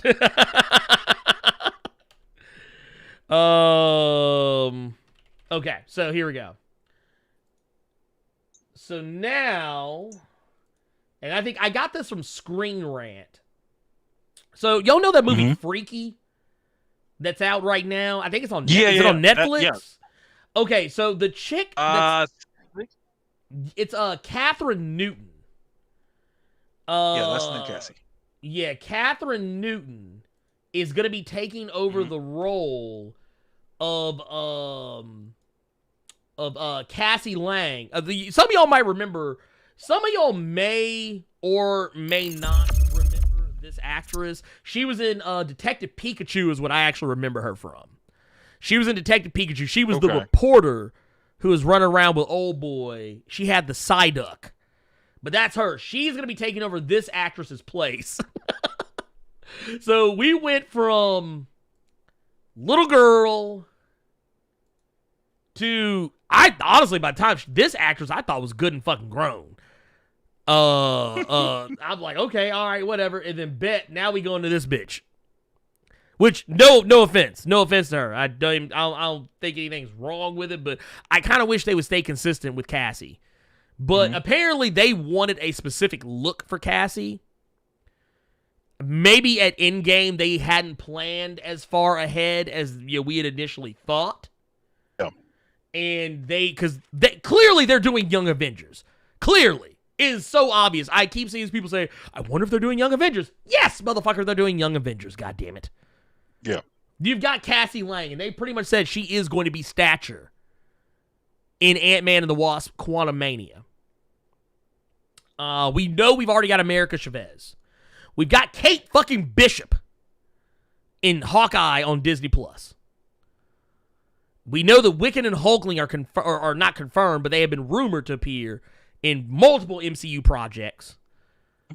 Come on now. The tea leaves are so obvious, huh? Yeah, then we have Ironheart that's confirmed now. Yeah, Maverick, let's go. Hey, Maverick, fuck it. Let's jump over to that. We've got Ironheart. Ironheart has been confirmed to be joining the MCU. Matter of fact, Here, actually, I have some. I think I actually have a little some for that. But oh shit, on the wrong screen. Fuck it. Here we go. Actress Dominique Thorne, I believe. Yes. She will be playing Ironheart. She'll be playing Riri Williams in her own Disney Plus series. Which was announced on that investors call. So yeah, we've got that. Yeah, we got the Ironheart. We got the Ironheart logo and everything.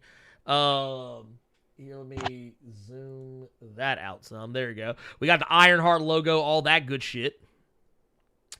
So I'm here for it. Let's go. What else was? What was the other? We also got. Wait a minute. Hold up. Oh shit! Where was it? We got Armor Wars. Yeah, we got Armor Wars, and Don Cheadle will be in Armor Wars. Also, do you know who else they said may be coming back? Oh, who? Justin Hammer. Okay. We might be getting Justin Hammer back finally. Okay, so Norman Rockwell back. That's a good pickup. That's a good pickup. Yeah. Damn good actor. Definitely. So and for those who don't remember, oh my God, Sam Rockwell played the fuck out of Justin Hammer in Iron Man 2. Yeah. I was like, Rockwell, dude, that's a really good actor. So that's a good pickup. That's a good pickup for them. So we got that now. And I just want to put something out here. So for those of you, I don't know how they're going to do this. Because, Armor Wars basically was like people stealing Stark tech. And Tony having to, like, go... I think Tony and Rhodey having to go toe-to-toe on that shit. Well, I think it's really obvious now. We're just going to get Riri and Rhodey. Because I'm thinking Armor Wars is going to come first. Yeah. And then we'll get Ironheart. Or Ironheart will come first because she made that suit, and then she will lead into Armor Wars. They could really do that either way, really. I think you could bring back Gwyneth Paltrow too, like to have her come back as Rescue. Because technically, Rescue, yeah, I can see that. Even though technically, like in the MCU, like Rescue is so different from like what she is in the, in the comics, at least the earlier versions. Because Rescue originally had no weapons. Like with the stuff she had was literally for what the name says is for search and rescue, and that bitch showed up in Endgame talking about she had unibeams. By the way, for those who don't know, this is actually a dumb announcement. It's not a dumb announcement. It's actually a quality of life announcement. But if you are still playing Marvel's Avengers, you can actually do tag team moves now. At least with Captain America and Iron Man, you can actually do a unibeam shield reflection combo now, which is apparently pretty good. So that's the thing. What else we got? Yeah, we got that. We got Moon Knight was another one. Yeah, what was it that they said about Moon Knight? I don't remember them saying much of anything about Moon Knight. I think they gave a casting. I think they gave a date. I think they gave a date about Moon Knight, or I don't even think they gave that much. Because when they gave us, and it was weird because they had just given us another announcement of Secret Invasion. Yeah, Secret Invasion was the motherfucker. Yeah. Secret Invasion was the motherfucker. That was the one that I was kind of like, oh, y'all serious? Well, I don't know if they're serious because Secret Invasion is a big deal, and for it to just be a Disney Plus series, I'm kind of. I don't know. I'm kind of hesitant. I'm kind of nervous, but we do have Samuel L. Jackson in this as Nick Fury. Ben Mendelsohn's coming back as Talos. Yeah, yes, Ben Mendelsohn is coming back from Captain Marvel. So, but it's still, with it just being a Disney Plus show, is where I'm kind of nervous. Well, they said this is going to be a big crossover. Yeah. They did say that. They said like right here. They said Kevin Feige says this will be the most significant crossover event since Civil War in Marvel Comics. And he's not talking about the comics. He's talking about the show because apparently this show is going to have more than Ben Mendelsohn and Nick Fury supposedly. Like, I think this is going to be a tie. Yeah. I like a lead up is what I mean. If it's leading to a film, I'm hoping it's leading into a film because that's huge. Because if it's leading into a film, then you have some wiggle room with certain characters a little bit. I think that it would be fucking stupid, but for all of you people that keep talking about Killmonger, that could be a possibility of that. That could be a way they bring a motherfucker back. That's a way they could bring quite a few dead fucking people back. Yeah. Usually like, oh, it was a scroll. It was a scroll the whole time. Yeah, don't worry about it. But my thing is that's with Secret Invasion being announced, and I know this was something that you've been talking about a few times with Thunderbolts. Because if you remember how Secret Invasion ended, you know what happened after that? So does this mean we're getting Norman Osborn in the MCU? Does this mean we're getting the Thunderbolts in the MCU? Does this mean we might be getting Dark Reign at some point? I'd be interested. I would be interested. I actually would be very interested to see how they play this one out. Yes, I'm interested, but I'm nervous because Secret Invasion did a lot. Secret Invasion did a lot. Some of it pertaining to Tony Stark, but with Tony being dead, I'm really wondering how they're going to do stuff. Yeah, no, I'm in the same boat as you. Yeah. Real quick, I do want to say, apparently, we also got She-Hulk. We did mention earlier that Tatiana Maslany is actually She-Hulk. She was lying when she was asked if she was actually cast as She-Hulk. She said that it was all rumor and conjecture. That story was bullshit because Kevin Feige came and said, yes, she is She-Hulk. God damn it. Which I told you all several times. Even Ernie came and was like, you was right. Of course you're going to lie to get people anticipated, but here's where they fucked up. Yeah. Because I think had it just been Tatiana Maslany coming out saying, I don't know where people got that from, I haven't been talked to. If it was just her, you'd have been good. But who's the one person in the MCU that's not Tom Holland that can't shut the fuck up? Mark Ruffalo. So when Mark Ruffalo congratulated her, calling her cousin, all kind of shit, it was all but confirmed at that point. Oh yeah, no, it was dumb confirmed. But here's the thing I want to point out too is that she's not the only confirmed character. We know that Tim, and what did I say? I told y'all Abomination was coming back at some point. I told y'all. Tim motherfucking Roth. Tim, I want a real fight. Roth, the Abomination coming back. God damn it, we gonna get it. God damn it, and that motherfucker. They are really making the Ed Norton movie canon. We just he just had some cosmetic surgery, and we got Mark Ruffalo. well, see, the thing is, technically, the movie has been canon, but they just haven't banked on any of those things. So you know what that means? That means we may still get the leader. That means the leader is probably canon because you gotta remember, I forget the name of the actor, but he was playing the leader pre-transformation, and then right before the big fight where Hulk and Abomination basically fucked up Harlem. Yeah, it was going into his head. Yeah, and his head started swelling up. So, dude, he just immediately started smiling. Yeah. So, yeah, dude, that shit. So, all that's canon. All of that is canon now. I keep telling y'all, motherfuckers. Look, let me drop the goddamn bomb. See, I think we knew, but at the same time, I think a lot of people had it to where it wasn't. But they were just going to give us. People looked at the Incredible Hulk like it was more so Easter eggs. Like when Mark Ruffalo said the last time he was in New York, he broke Harlem. That was more so an Easter egg. When we have Thunderbolt Ross reprising his role, that was more an Easter egg. I think that's how a lot of people looked at it.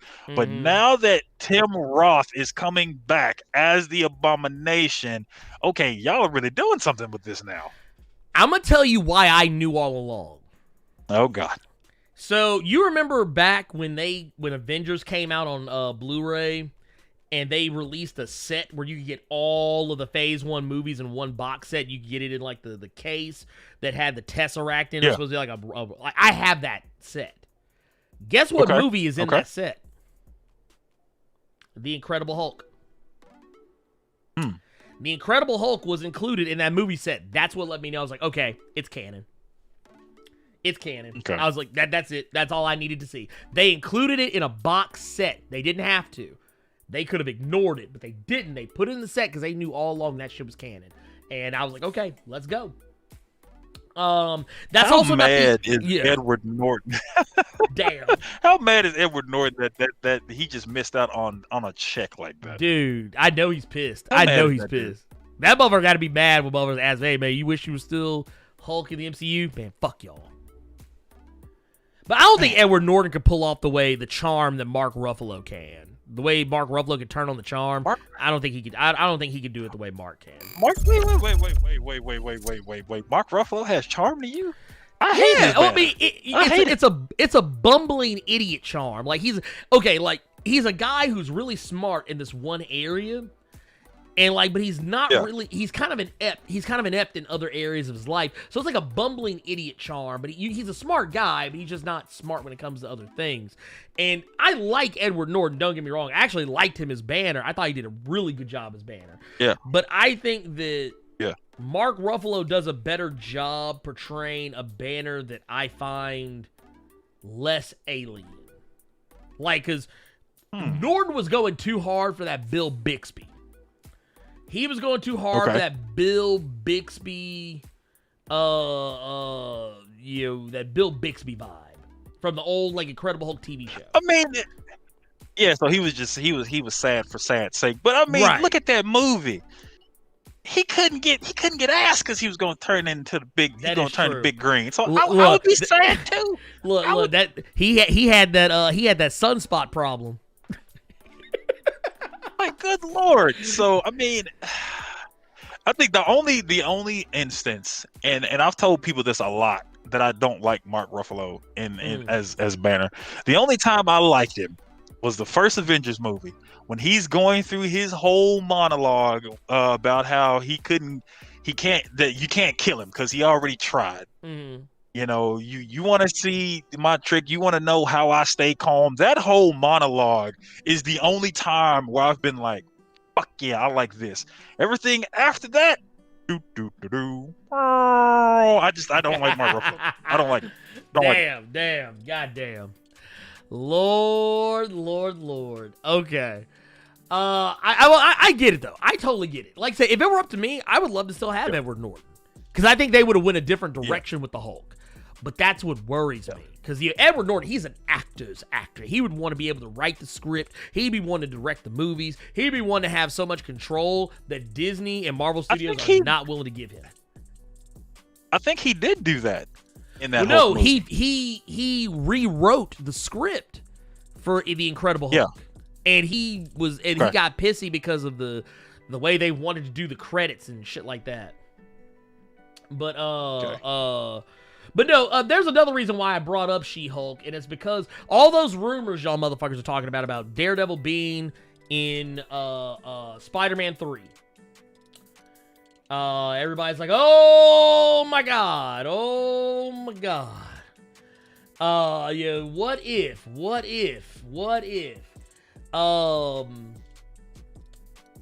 Yeah, he's gonna show up. He's gonna help clear Peter Parker's name. I'm gonna tell you right now, don't expect that plot point of Spider-Man getting his identity outed to actually bear any weight in Spider-Man 3. Remember that shocking scene we got at the end of Homecoming where Aunt May found out that Peter was Spider-Man and she did that whole what the fuck thing, that whole deal, and then we get to Spider-Man Far From Home. She's acting like she's known all along.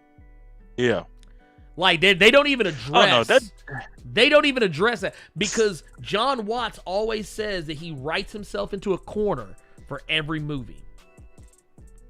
Mm-hmm. And then when they get to the next movie, he just says fuck it. He writes around it. He just says, well, there you go. And he'll put some throwaway dialogue that'll just fan the whole thing off. Apparently they had a conversation during the blip or whatever. I don't know. Or post blip, whatever. Who knows? And I think what's going to ultimately wind up happening. I know some people have posited that in Spider-Man 3, Doctor Strange is going to help him. It's going to be the reason why they're going to be able to clear his name. There going to be multiple Spider-Men running around, so clearly Peter can't be Spider-Man if there's another Spider-Man running around, which I think that's almost a little too obvious, but whatever. Yeah. I don't think that'll work too well. But if Daredevil is in Spider-Man 3, great. But the reason why I brought that up is because Kevin Feige has kind of let us know that other characters will be showing up as well, not just Tim Roth as the Abomination and maybe potentially William Hurt coming back as Thunderbolt Ross, but also Daredevil has been brought up. Daredevil's been brought because we also know that Jennifer Walters, she is a lawyer by trade. And it would stand to reason she would encounter other lawyers. They do say in this, Kevin Feige actually brings a little thing they bring up right here, where they say, Feige made clear the series will focus on Walters' work as a lawyer while dealing with the fact that she is also a Green Giant. Since She-Hulk will focus on the character's legal cases, Feige teased that this would allow for other surprise Marvel characters to appear on the series week in and week out. While this means that a large number of characters could cross paths with Jennifer Walters, they say it sounds like Feige was teasing Daredevil. Which, I would love an episode of that. I don't know about you, Carter, but I would love an episode where that heifer got to do a case, and who is on the other side of the goddamn aisle from her working that case. You see Charlie Cox's ass walk in as Matt Murdock. I'd fall the fuck out.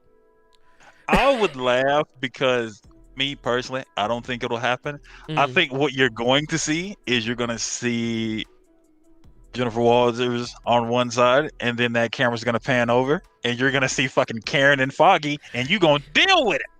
You're going to deal with it. You're going to be mad. You're going to be cussing. You're going to deal with it. Look, they keep trying to make Karen Page a thing. No, you know what? I will say this, though. Deborah Ann Wall really has not gotten any work since. I think I remember there was an article ways back saying she had not gotten any work since her last job at Netflix for the Marvel stuff. So I would personally love it if she did get to come back, even though I'm sick and tired of Karen Page and the Marvel Netflix shit. But you know, cause I just want to get a paycheck, you know, because she's a good person. However, yeah, man, I don't know, man. I just don't know. I think this is more likely than the other thing, but I think they just go ahead and just start making shows. Give me some more Daredevil post season 3, but on Disney Plus. Actually, I think Daredevil would make a good pick to pop up in Moon Knight. Probably quicker than most of the other Netflix stuff. That'd be dope. What I'm hoping to see with Moon Knight is, I mean, because y'all got to do something, because he was so well received on Agents of S.H.I.E.L.D. I'm hoping to see something with Ghost Rider. Yeah, I need very that. easily. Especially because another thing that was also brought up with everything that Disney talked about was the fact that Mahershala Ali being Blade is not going to be a TV show. No. It's going to be a movie. It's a movie. He is confirmed for a movie. We don't have any details on said movie, but we know it is a movie, and it will be a part of... I think they still say it's going to be not a part of this phase. Phase 4, it'll be a part of Phase 5. Yeah. So I'm hoping we get something to kind of give us like some kind of breadcrumb, because I think with us doing Moon Knight, I think you could very easily do the Midnight Suns. Oh, honestly, dude, fuck yeah. Honestly, because we got Ghost Rider, you got Moon Knight, you got Blade. Honestly, even though people didn't really like it, you got Hellstrom. Yeah. They're right there. They're literally right there. Yeah, I mean, you may as well. Shit. So what are we doing? Yeah, what are we doing here? I don't know, man. I got questions. Like you could very easily bring back quite a few of those characters from the Netflix stuff. Let the Netflix stuff be the Netflix stuff. Just rebrand it as Marvel Knights, and you're good to go. Right, no, I would, and honestly, because I mean, that's what they were going for in the first place. They were going for a more harder edge Marvel Knights vibe. Speaking of Marvel Knights related things, Moses Tube 1 with a $5 super chat says, wait, She-Hulk wasn't a stunt woman that sounded exactly like Rogue? Sorry, deep cut. Lord. Hold on. Miles Tag in the chat right now. Is Blade a mutant? Yeah, you got to go in the hole. I'm sorry. Oh, Lord. I'm sorry. No, we ain't. Look. You got to go, big dog. Mutant? That man's Big a dog. half vampire, Yes, for Lord. Christ's sakes. Lord. Next thing you're going to say is, wasn't that?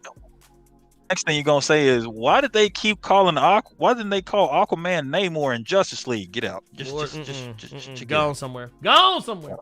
Okay, but no, in all seriousness though, another thing we got to, because man, there were so many announcements. So Yes. Miss Marvel, we didn't get a trailer so much for Miss Marvel, but we got a sizzle reel. I'm not gonna go through it because there's not really a whole lot, but I got some still images from it that do kind of give away some really interesting things. But Iman Vellani, she has come out and said that we will actually see more of the Inhumans than people originally think. That the Inhumans will actually factor into her Disney Plus series.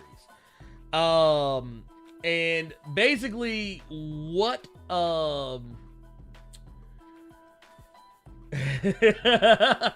basically what they're gonna do here, I actually got a shot right here. These are actually a few different shots, actually. This is her actually buying her Captain Marvel costume that pops up in some of those set photos that we've seen.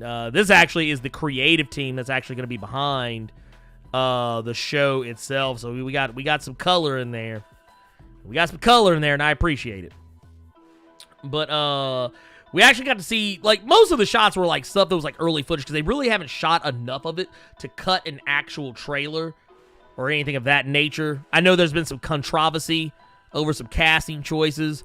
I do not have much to say about that at all, but I do recognize that they are at least staying true to the character itself of Miss Marvel. Yeah, like say you see, like, she's a fan of Carol Danvers. Nothing has changed there. The only difference is that in this universe, Carol Danvers was never Miss Marvel.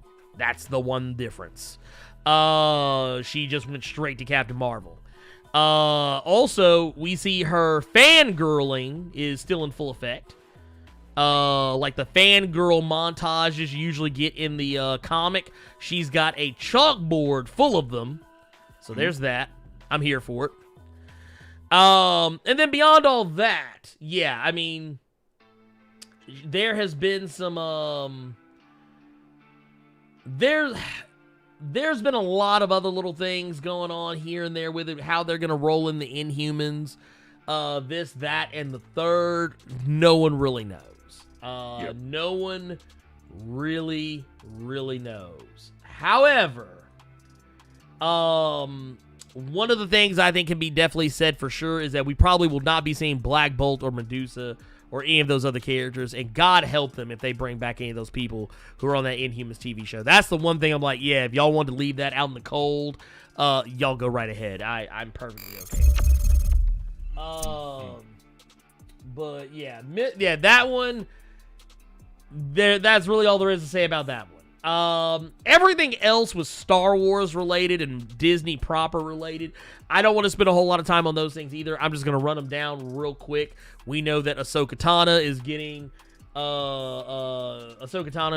her own Disney Plus series spun off from The Mandalorian. Was it Rangers of the Republic, I believe it is the other spinoff, I believe. Rangers of the New Republic is what it is. Also spun off from The Mandalorian. Pretty sure that's the show Gina Carano was supposed to get. They've also announced Obi-Wan Kenobi. That's going to be a thing. Lando. That's going to be a thing. Star Wars The Acolyte will also be a thing. That's going to be more of a mystery thriller show. They also announced Star Wars Visions, which is going to be, I think, it's going to be an animated series like mostly focused on short films. They also showed some stuff for what was it, Star Wars: The Bad Batch, which I now feel more comfortable knowing that Carter thought the same thing I did. When he first saw that logo, he thought it said bad bitch. I thought it said the same thing, so I'm glad I'm not the only one. What else is there? There was so much, dude. There was so much stuff. Dude, it was honestly... Oh, Hayden Christensen. That's the thing. Yes. Hayden Christensen will actually return as Darth Vader in the Obi-Wan Kenobi series. Oh, Lord, dude. That's going to be interesting. I don't know how that's going to play out, but, you know, y'all do what you want with that one. There were so many things. Wow. There's so much. And there was other stuff, too. And I want to spend just the briefest scant. I'm not going to touch on the Batman thing because, honestly, we already told y'all motherfuckers who it was going to be. It's Tim Fox. We already talked about it. It's been long since spoiled, but DC finally decided to show this motherfucker's face without the mask. And, yes, it is Tim Fox. We can now all move on because we already knew. Not that I don't care, is that we already fucking knew. So there you go. We talked about it. Can I ask the question? Go ahead. Go ahead. Go right ahead. Do we really have to do these last two? Look, I tell you what, we are in and out on these two. We are in and out on these two, okay? In and out. We are not spending a whole lot of time talking about this because this is some more bullshit. I'm going to take the headset off so I don't even have any input. I'm just going to listen. Look, here, real quick. We're going to run through this one real fast, and then we're going to address the super chats, and then we're going to move on to our recommended readings and our questions for the day. Let's go ahead and talk about it because I know someone was going to ask. Warner Media has finally wrapped their investigation on Joss Whedon. It has been made public. Well, not public, but they basically released a statement saying that Warner Media's investigation into the Justice League movie has concluded and remedial action has been taken. So, what does that mean? We don't really know yet. But Ray Fisher has released a series of tweets addressing the situation. Let's see if we can actually get to. Let's see if we can actually get to these.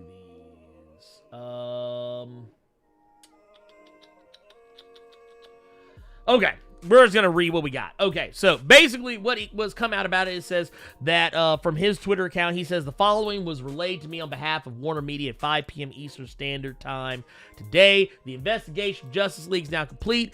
It has led to remedial action, some we've seen, and some that is still to come.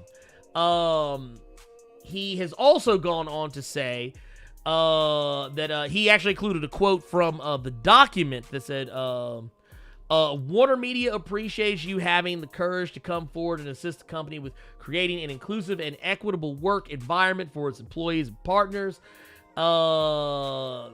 And Fisher said that that particular statement truly belongs to all who participated in the investigation. And although he has indicated that he is overall satisfied with the conclusion of the investigation, he added that there are still conversations that need to be had and resolutions that need to be found.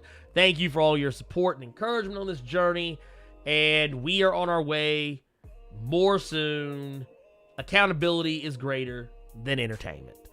That said, can we be done with the Ray Fisher Joss Whedon saga? Because I'm tired of it. I'm done with it. That is my last take on it. And Carter, you can come back on in. We are finished talking about the dramedy that is the Ray Fisher, whatever the fuck you want to call it, saga. Okay.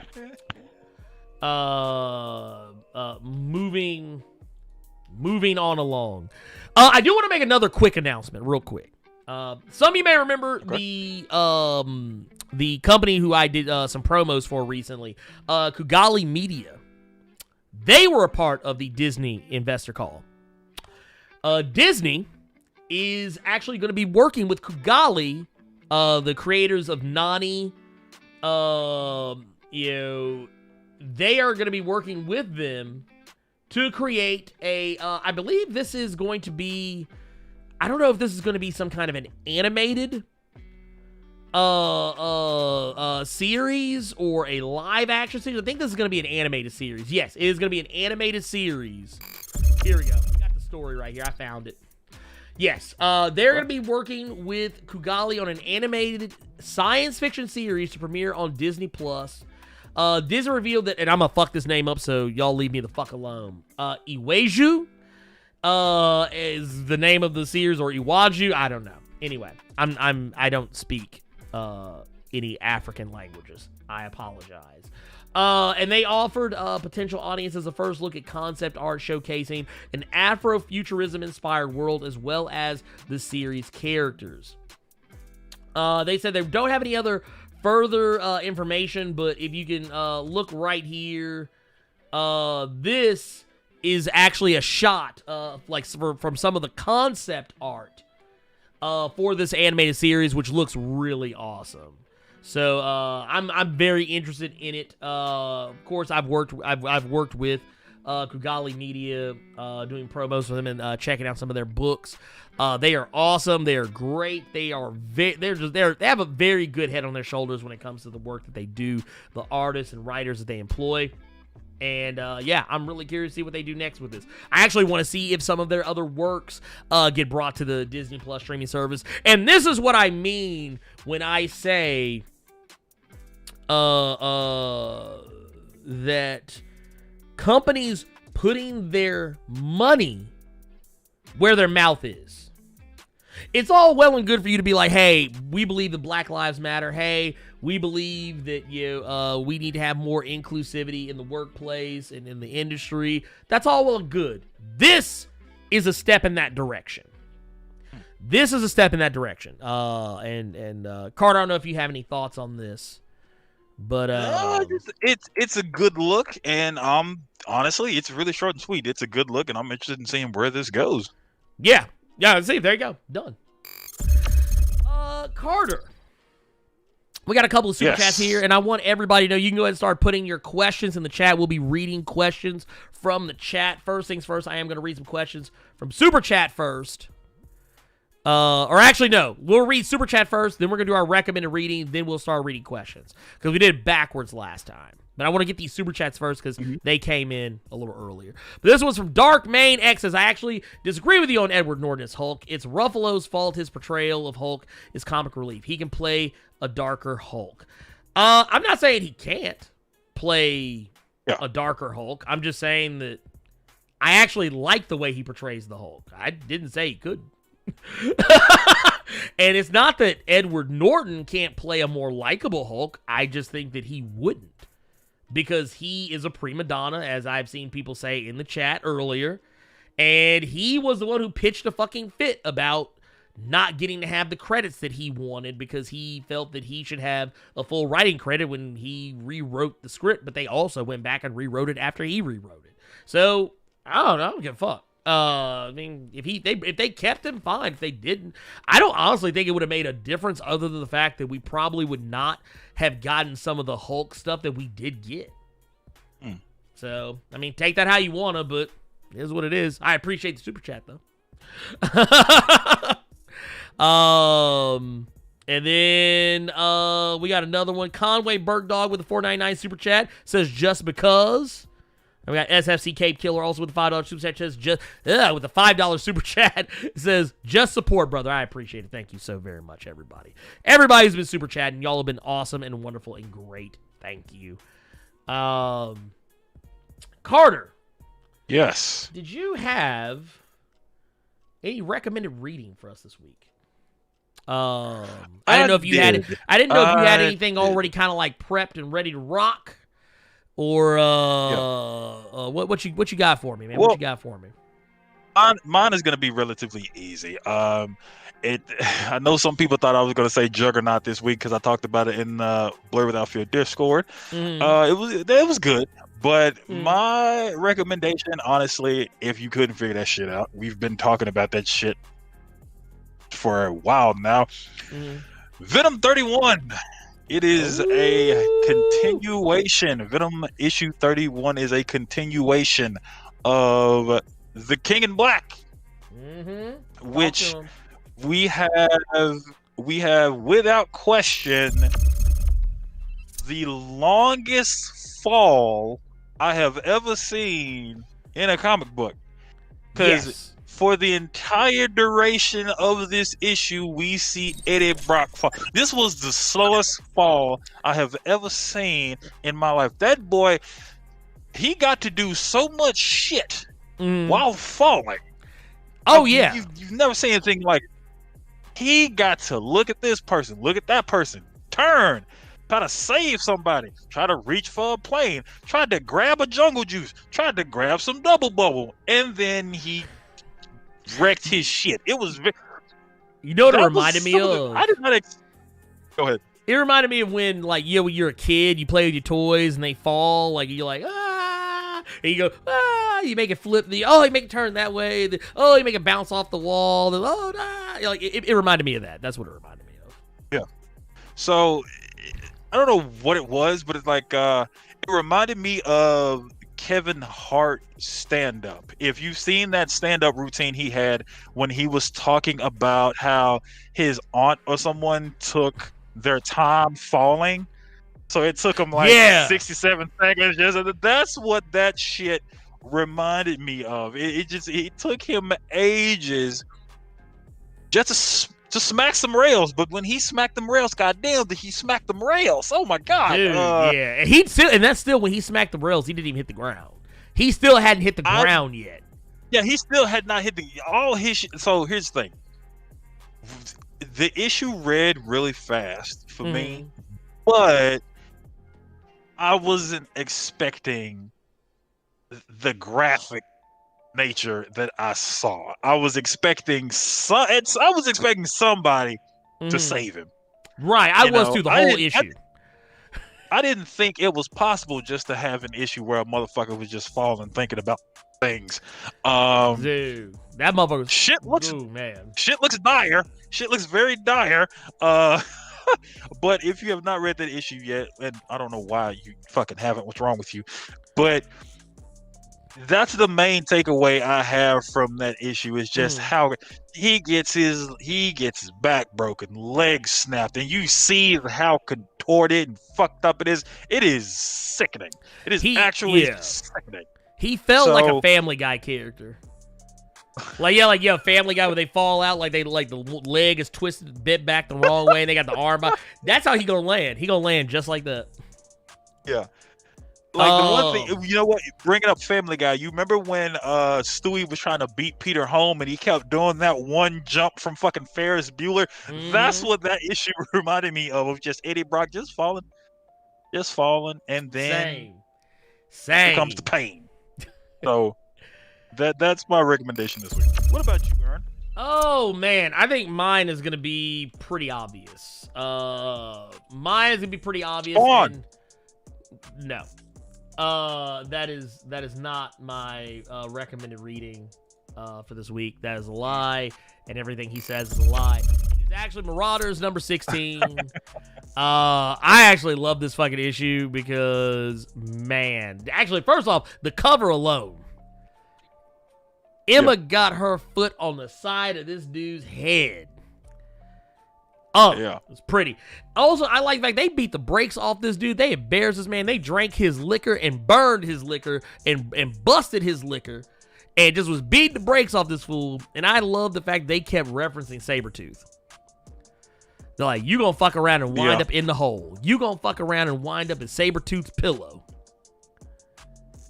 I fucking love that shit. And the fact that they kind of let you know that there's like, okay, even at the end of it, where everybody is trying to like figure out what's going on with Storm and Kate and Emma and Shaw, and none of the four of them are one to speak about it.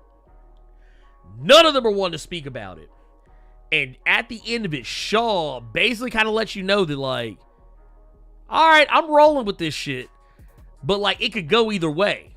Like, either he's going to actually be, because I feel like what Emma's going to do is not only she got this motherfucker as an invalid, she's like, y'all motherfucker, you better vote our way every time.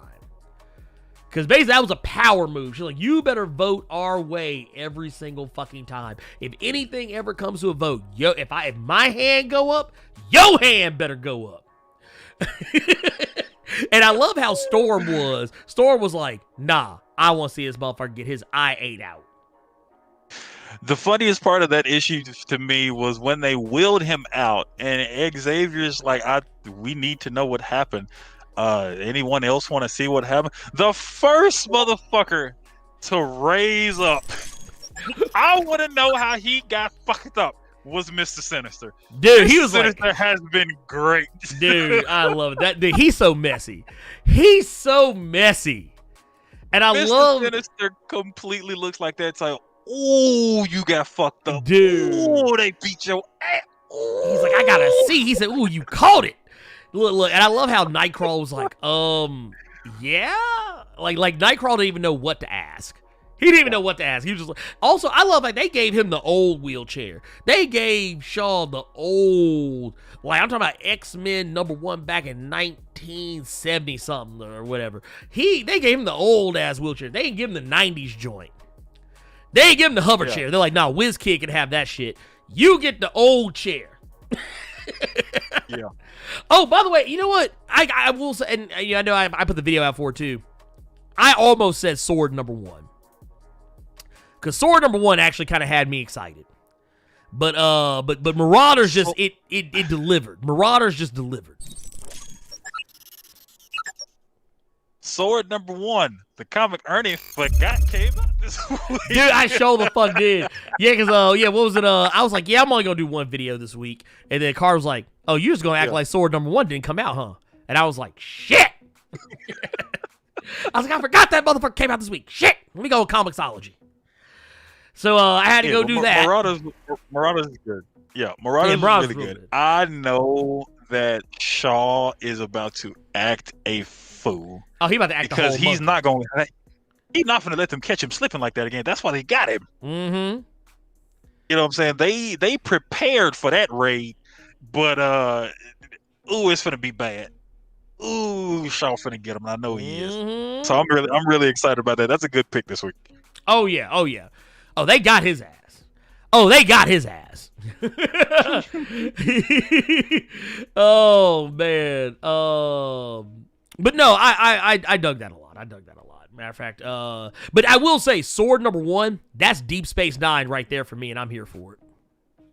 Oh God. That is Deep Space Nine, ready and waiting. What is it? Justin Malone coming through with a $4.99 super chat says, Carter, where are you at in Invincible? I just got past Angstrom Levy and on to Conquest next. Reading again before the Amazon releases the show. Well, I just recently finished the second compendium, which ends at issue 98. So I am right after we find out what happened with Monster and Robot Girl when they went to the other dimension with the other aliens and shit like that. Was not expecting that ending. It makes me even more excited for the show when we have Zachary Quinto, because I was when I was reading it, I was thinking about the cast of the show. So I'm finished. Like I said, I'm finished with issue 98. I'm going to be getting the third compendium this week, so I can go ahead and have it all ready and done. But yeah, I am starting from the beginning. I am really enjoying that book so far. It is, that show finna catch some people off guard. Oh yeah, with a lot of these fights. I don't think a people lot will of be these ready for that. fights. And from issue 98, from what happens with Robot and Monster Girl, this is about to open up a lot of people's eyes about what this comic was and what this show is going to be. Because I think if you going into this show thinking that this shit is just about to be like a Teen Titans or a Young Justice, god damn, you finna get tripped out. Man, what you said. Here, we got us another one here. Tubes and one coming with $2 super chat says, they hickatated him. What the? No, they fucked him up. They fucked him up for real. Talking about Shaw. how they beat the brakes off that man. They was kicking this dude in the nuts, punching him in his jaw, chin checking his ass. Dude, they beat the shit out of his ass, dude. And then stood over him like on some Kill Bill shit. He should have went ahead and did the blood sport. He should have just said, Kumite. Oh yeah, they did. Man. They may as well. Shit. They did X-ray moves on this motherfucker. They did X-ray moves on this motherfucker. Look, don't even play. That was like they zoomed in on that motherfucker chest, zoomed in on his nuts. Oh, J Ride with the $5 super chat. Lord. That mother, he said, when they said Shaw would end up in Sabretooth's pillow, it reminded me of that old show called Oz. Man, you ain't lying, because I sure thought about that shit too. I thought about Adam Beasy. Y'all remember Adam Beasy? Oh my God. The African fellow. Could you imagine Shaw goes down in that hole and he just sees Sabretooth with a little ass hat on the side of his head? Yes. Ooh, hold on, wait a minute. Y'all motherfuckers, y'all don't remember Adam Beasy, do y'all? Y'all remember Adam Beasy, do you? Adam Beasy was that dude. Adam Beasy. Look, hold on, wait a minute. I gotta find a picture of this motherfucker's dude. Adam Beasy used to stay staring at a motherfucker with that hat cocked to the side. I remember they even made a joke about that shit. They used to ask that motherfucker, man, how the fuck you keep that hat on like that? But no, here's the thing. Look, imagine Shaw pull up in the hole and Sabretooth look at him just like that. Look, Sabretooth looking at the motherfucker like, oh, no, I'm gonna get your ass. Ooh, boy, I'm gonna get your ass. Ooh, boy. But no, that's my shit right there. I fucking love that show. I love that show. Oh, man. But, goddamn. That said, let's get into some questions. Let's get into some more questions from the chat. When will a Rocco mutant show up in the X-Men books? I don't know. I think we're going to have to wait till actual X-Men proper to see some of that play out. If I had to guess. Let's see. I got another one here. What was it? What's this? What was it? Can we talk about Blood and Bone? Are you talking about the Michael Jai White movie? Lord, no. No, Lord, no. We ain't talking about no Blood and Bone. Let's see. Let's see here. Who do you guys believe will be the big bad in the new Sword run? Also, who is Peepers? I don't recall him. Okay, so I'll take the Peeper part of it. Peeper is a member of the new Brotherhood of Evil Mutants that Magneto recruited. I think back in 1971. Yes. Yeah, Peeper is he's an interesting fellow, but basically the reason why, like, honestly, I don't even think Magneto was so much excited to see Peeper. He just wanted to get the fuck away from Fabian Cortez. Yeah. But who do I think the big bad in Sword will be? I don't know. I think it's gonna be somebody new. I think it's gonna be somebody we haven't seen before. It'll be something entirely new to the X-Men. And Marvel as a whole. They did have a quote in the back of the book from Dr. Doom. I think Dr. Doom will factor in, but I don't think he's going to be the big bad. I don't think. Let's see here. We've also got a super chat from Rjack Fellhead. Says if Shaw goes in the hole, he's getting the Lex Steel from Sabretooth, no doubt. Lord have mercy. Good. Danger. Let me bring this up. Because you recommended Oz to me right when I subscribed to HBO Max, and I did not know what this show was. I'd heard about it, but didn't know what it was. And I'm looking at this episode with Adebisi. Damn. He gets attacked, right? And this literally has nothing to do with competition, but this is just when you said Adebisi, that's the first thing that came to mind. So he gets attacked by this racist Italian guy. It's a 3-on-1 beatdown. Okay. Yep. This big African motherfucker proceeds to grab a can of tomato sauce. I know exactly what episode you're talking about. He beats the shit out of all three of them. Yep. And then grabs the ringleader that's trying to initiate the beat down altogether. Just blows his back out while singing with headphones on with the little hat cocked cocked to the side. Danger. So not only did you fail in a 3-on-1 handicap match, you got piped as well. He did. He got the shit piped out of his ass. And then come to find out, motherfucker got AIDS. Yeah. Then come to find out he had AIDS. I was like, Lord, Oh, God. I'm done. I'm sorry, y'all. Black Nito. What's up? Wait, just with that character. I felt so bad for that character because you done got beat up by Adebisi. You got your backbone out. And then, if we want to keep it in Marvel, since Adebisi was in Thor Dark World, J. Jonah Jameson is in that show as well. Yep. He is Schillinger. Well. He's Schillinger. The Nazi. A white supremacist. Yeah. Yes, he's a neo-Nazi. Who raped. And this crazy. He raped. Same dude. Yeah, he raped. He raped Beecher. Who I think the actor played somebody in the MCU. I can't remember though. Hold on. I have to look hilarious. This up now. I felt so bad for that dude because he goes up to J. Jonah Jameson trying to start some shit. J. Jonah Jameson proceeds to hit him over the head, grabs some it was some kind of motor oil or something. Yeah.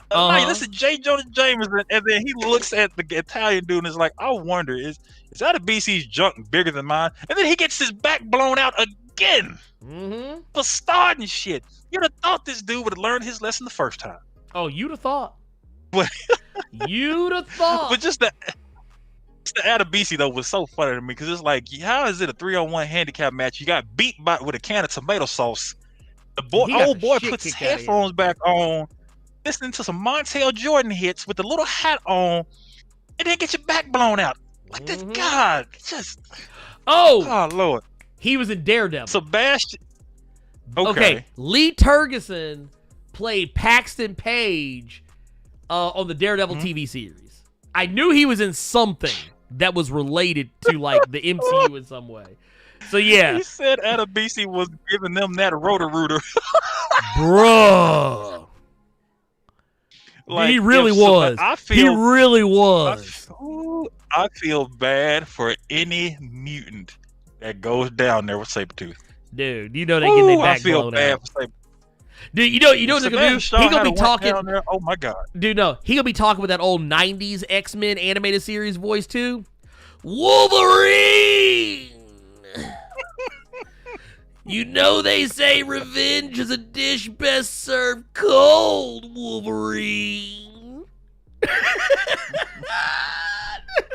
Goddamn.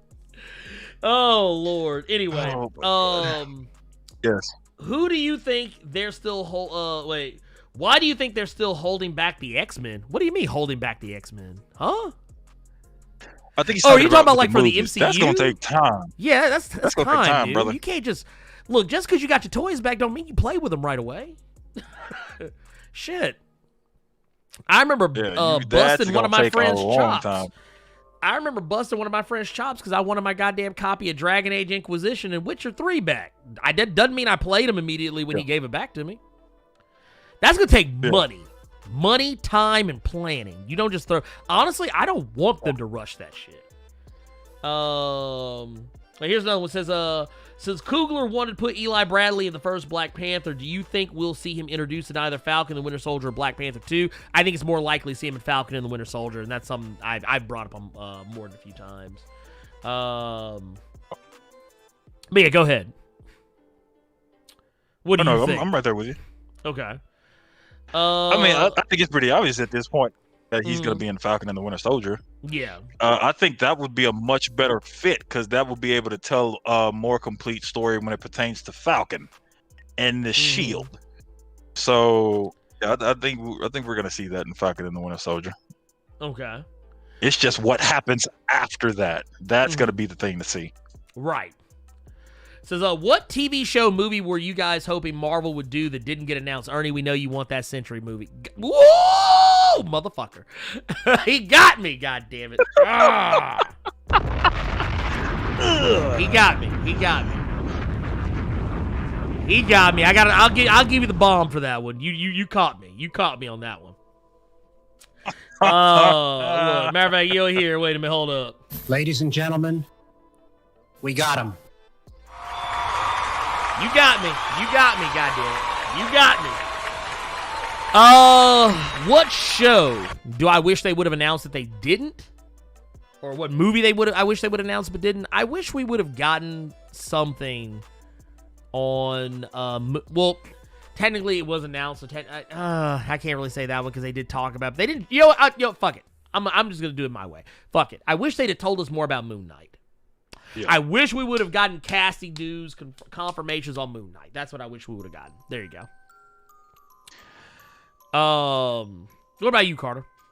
It's like I said earlier, I don't understand why they haven't pulled the trigger on Robbie Reyes.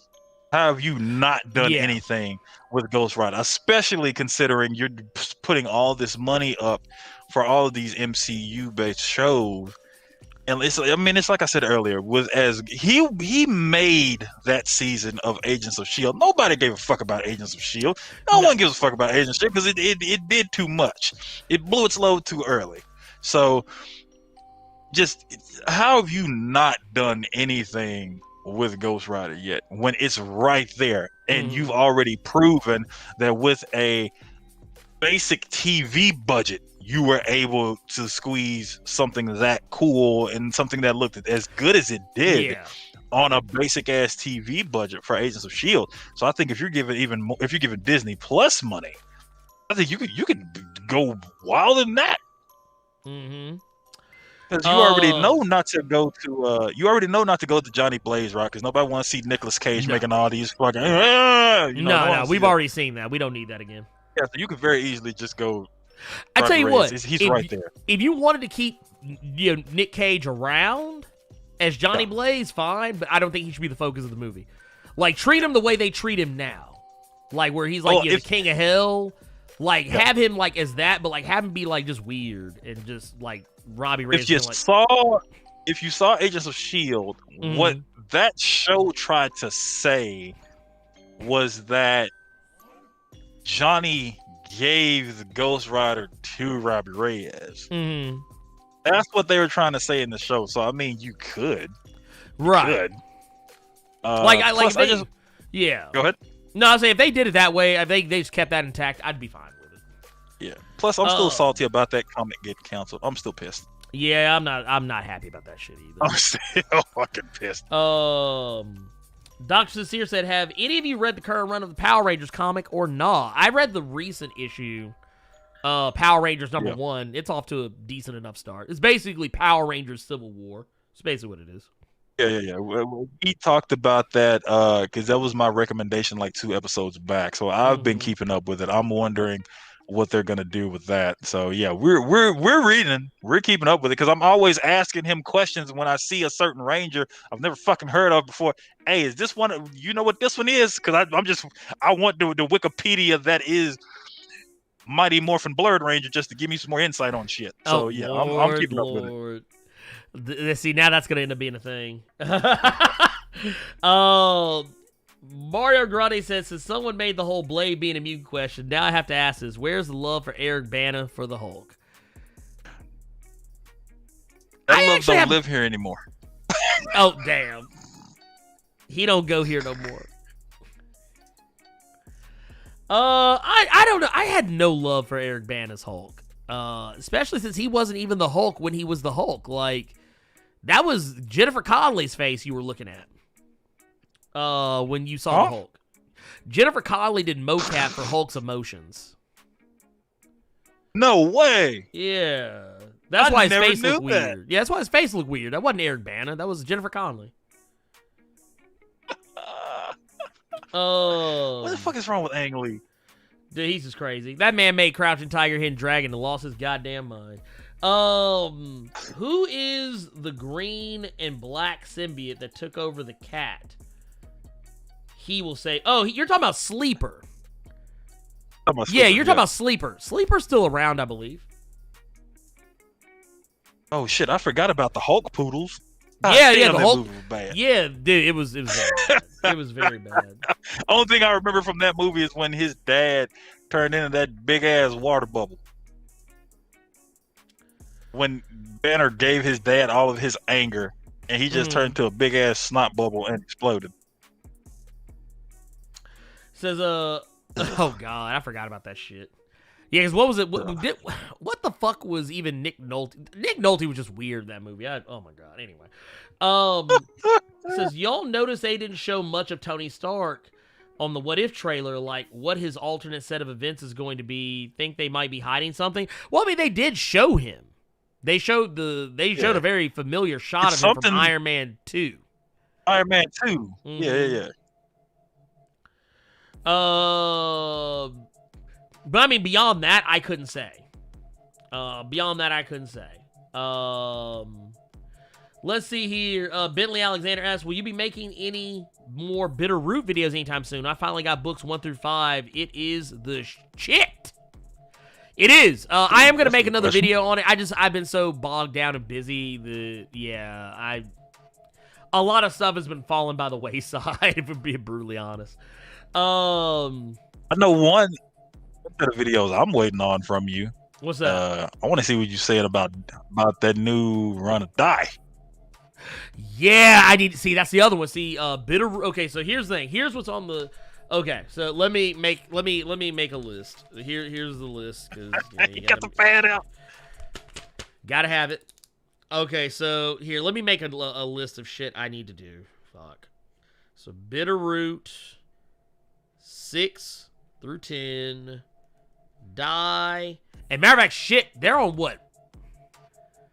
They just put out 15, didn't they? Yes. Yeah, they just ended a story arc, I think. So yeah, 15, yeah, because I haven't even. So I got to do 6 through 15, shit.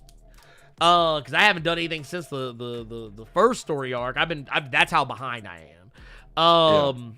And I've also got there was another Image book. Oh, I got to do God Country because I actually was going to do it, but then like I just for whatever reason I was like I'm finally gonna talk about God Country, and then like I just didn't do it. And I gotta do Baby Teeth because I think Baby Teeth is finished. I think. Okay. I don't know what Donny Cates doing Baby Teeth. I feel like it's finished, but anyway. What if Shaw tries to die in a Rocco? He would come back different. But he would come back more powerful. Is what would happen. He would come back more powerful. Yeah, like he would come back. Yeah, he'd come back swole. This is what it's been announced that a Century book is being made in your honor. Lord, no. Yes. Don't do it. Don't do it. Y'all better not do it, goddammit. Here, let's see. I got another one here. Let's see. Who do you think is going to be the next MCU big bad? Honestly, if it ain't Galactus, I don't know who else it would be other than Kang. But they're putting Kang in Ant-Man and the Wasp Quantumania, so I don't know if that's going to, kind of preclude. I actually would like to see Mephisto. I would like to see Mephisto as a big bad. That's me, though. But I honestly, think you save that for when Blade comes into play. Save that for later when you get, like, the Midnight Suns and shit. If they're doing Secret Invasion, to be completely honest, since we've had all of these otherworldly big bads so far, let it be a regular ass human. Well, not regular, but I wouldn't mind seeing Norman Osborn as a big bad. Yeah. I think that'd be interesting to see, especially if we might get Thunderbolts. I think that'd be dope. Yeah, I wouldn't mind it being Norman Osborn either. Norman Osborn, Doctor Doom.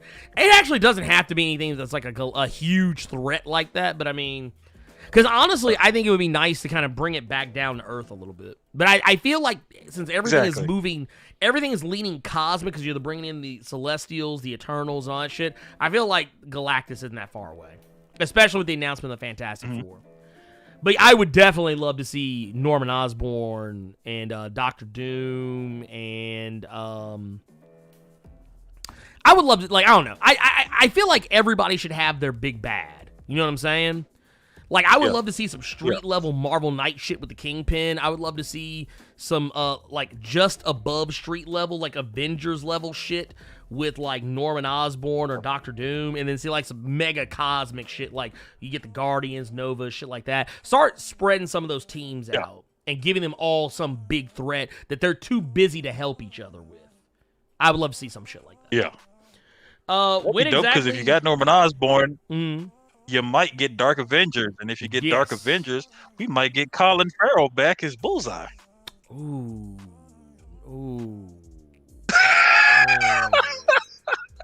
I want the other guy. When exactly did Professor Xavier begin walking around without a wheelchair? I'm assuming you're talking about recently. That was when his mind was put inside, what was it, Phantom X? Yeah. Yes, and when he got clapped. Extraordinary. Yeah, that was extraordinary. Or was it astonishing? I don't know. I can't remember. All I know is when he got his cheeks clapped in X-Force #1, he went back to his original body, but because of that, he can walk. Let's see here. Which show are you most excited for? I technically already answered this. Falcon and the Winter Soldier. What do you think of the retcons that Jason Aaron is doing in the Avengers books? I enjoy them so far. I mean, they're fine. I mean, Tony Stark's dad is an asshole. That's not news. Oh God. I haven't read the most recent issue of Avengers either, so I have no clue. If it's something else that happened since the last few issues, I have no idea. I read like 2 to 3 comics every other day, so I don't burn out. Let's see here. Steven has a question for you, Carter. Oh God. How did Monster Girl get someone pregnant?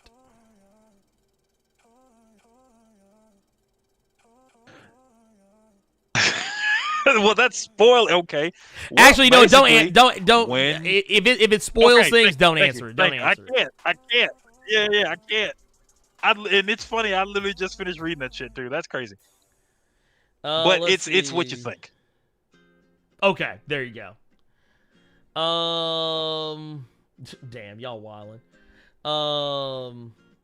I'm looking in here for some more questions. We're gonna answer. I'm gonna try and get to all of them. But oh God, Lord, no. Some of these are more statements than questions. Lord, what did you see? When Carter goes on his Ranger missions, if he has questions, he uses his communicator to the Blerd Cave, Dawn of Mem 10. Oh Lord, Lord, y'all need to quit. Instead of him being in this big ass blue thing, it's red because you see like a Kool-Aid packet at the bottom of it. Oh goddamn!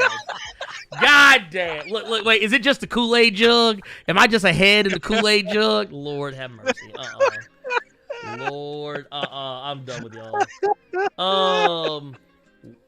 If Apocalypse went with with the Iraqi mutants, won't they all be rejoined when Arakko rejoins Krakoa? Maybe. I don't know how that's all going to go. Return. Yeah, he did say he was going to be back, so I think they just have to merge the lands now, but that's a whole other can of worms there. Yeah. Can we get some more Power Rangers videos? Well, I tell you what. Yes, probably maybe sooner than later, but man, it's gonna be tough to do. Like, I'm not okay. I'm gonna be 100. I'm gonna keep it 110.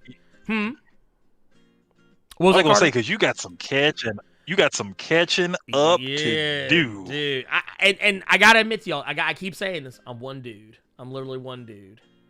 And I guess I technically could prioritize some things, but yeah.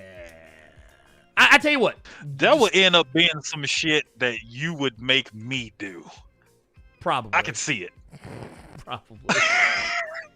Probably. Be like, Carter, here, do this. I would actually hear my ass. Look, we got to test Carter out. Like, let's see, can you do the opening? Can you? Oh man. Can you do the opening for? Oh man. Can you do the patented trademarked Blerd Without Fear intro? See, I would. No, cause you do some slick shit. I've noticed it. Cause you always try to get this. You always try to do like this subtle, smooth kind of shit. I've always wanted to do it to you, just to kind of fuck with you, but I can't do it now. But because like I wouldn't tell anybody to wash your hands. I'd be like, washing your hands is common sense. If anything, wash your ass and then just throw. Cause yeah, see, let me see if I can do it. Let me see if I can do it. Go ahead, go for it. Here, go for it. It's a very subtle way you do it, like your wife is in the room with you or something. Where you'll go like,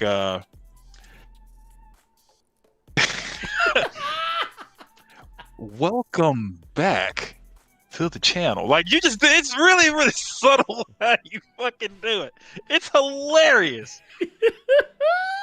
Look, I got it. Well, you know what it is. It's you come in hot, and you go down cold. Like you go in aggressive, and you pull out subtle. Like I can see you like looking at your wife and you licking your lips or something like LL Cool J. You're just like, let's hit that intro. Like you just do it. Look, like I got the pants leg pulled up. I got the one pants leg. Shut up. Well, I can't show my leg. Shut up right now. God damn. The one pants leg pulled up on the Fat Farm jeans. Shut up. Let's see here. Was it chances for a Cowboy Ninja Viking movie? Wasn't there news for that? If there was, I didn't hear it. I don't want that. They can keep that shit. We saw what happened last time they made Cowboys versus Aliens. I'm good. What do you think about the MC? I already talked about that. So that's back at the beginning of the show. And I think anyone who's been keeping up, you probably know how I feel about that. Let's see here. Let's see. It just get a got a $10 super chat from Eric Morgan. This $10 is donated on behalf of Sebastian Shaw and the Hellfire Trading Company.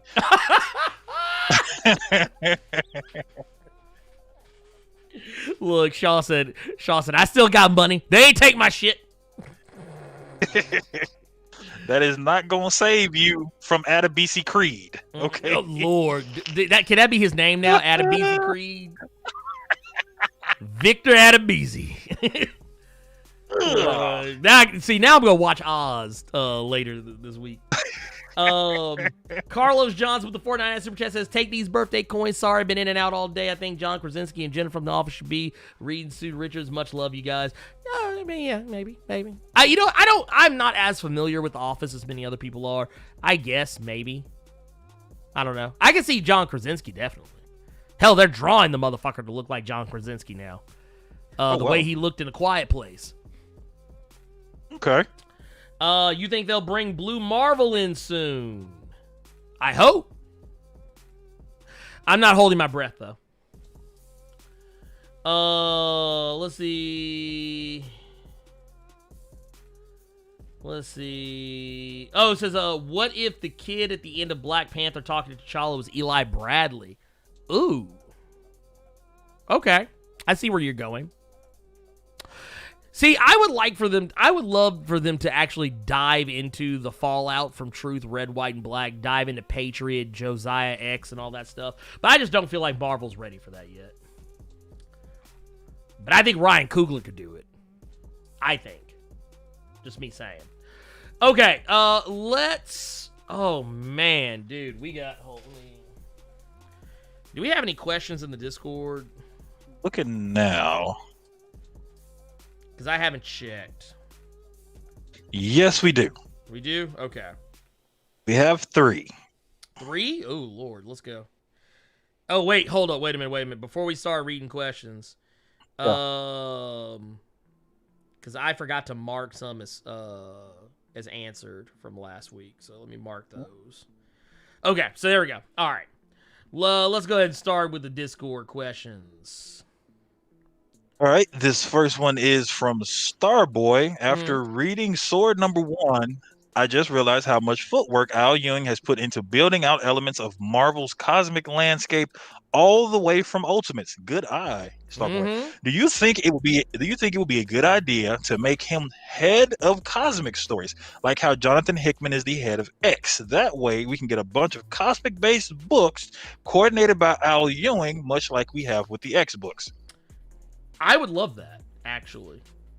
I think you should have one person overseeing certain aspects of Marvel. Yeah. Like, I don't think it would work for everything, but I think it could work for most things. Like, X-Men, you should definitely have one person who oversees the whole thing. Because X-Men is so big and convoluted.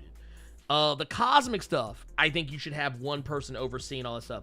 The super, like, even though it's not that big a deal in Marvel right now, but even all the supernatural stuff, I think you should have one person who's like, hey, I'm the end-all, be-all authority on all this shit in this corner of Marvel. Like the Otherworld stuff, I think there should be someone who oversees Otherworld, because that's such a big thing. I don't think Jonathan Hickman should have Otherworld all to himself, because that becomes too much. But yeah, I think every corner of the Marvel Comics universe should have one person who's like, all right, I'm the final authority on whether or not this can or cannot happen, because it would clean up all of your storylines going forward. You know what I'm saying? Did they do that once before? Now, you can correct me if I'm wrong, but isn't that basically what Dan Abnett did at one point for Marvel's cosmic stuff? Technically, yes. He was kind of like the guy.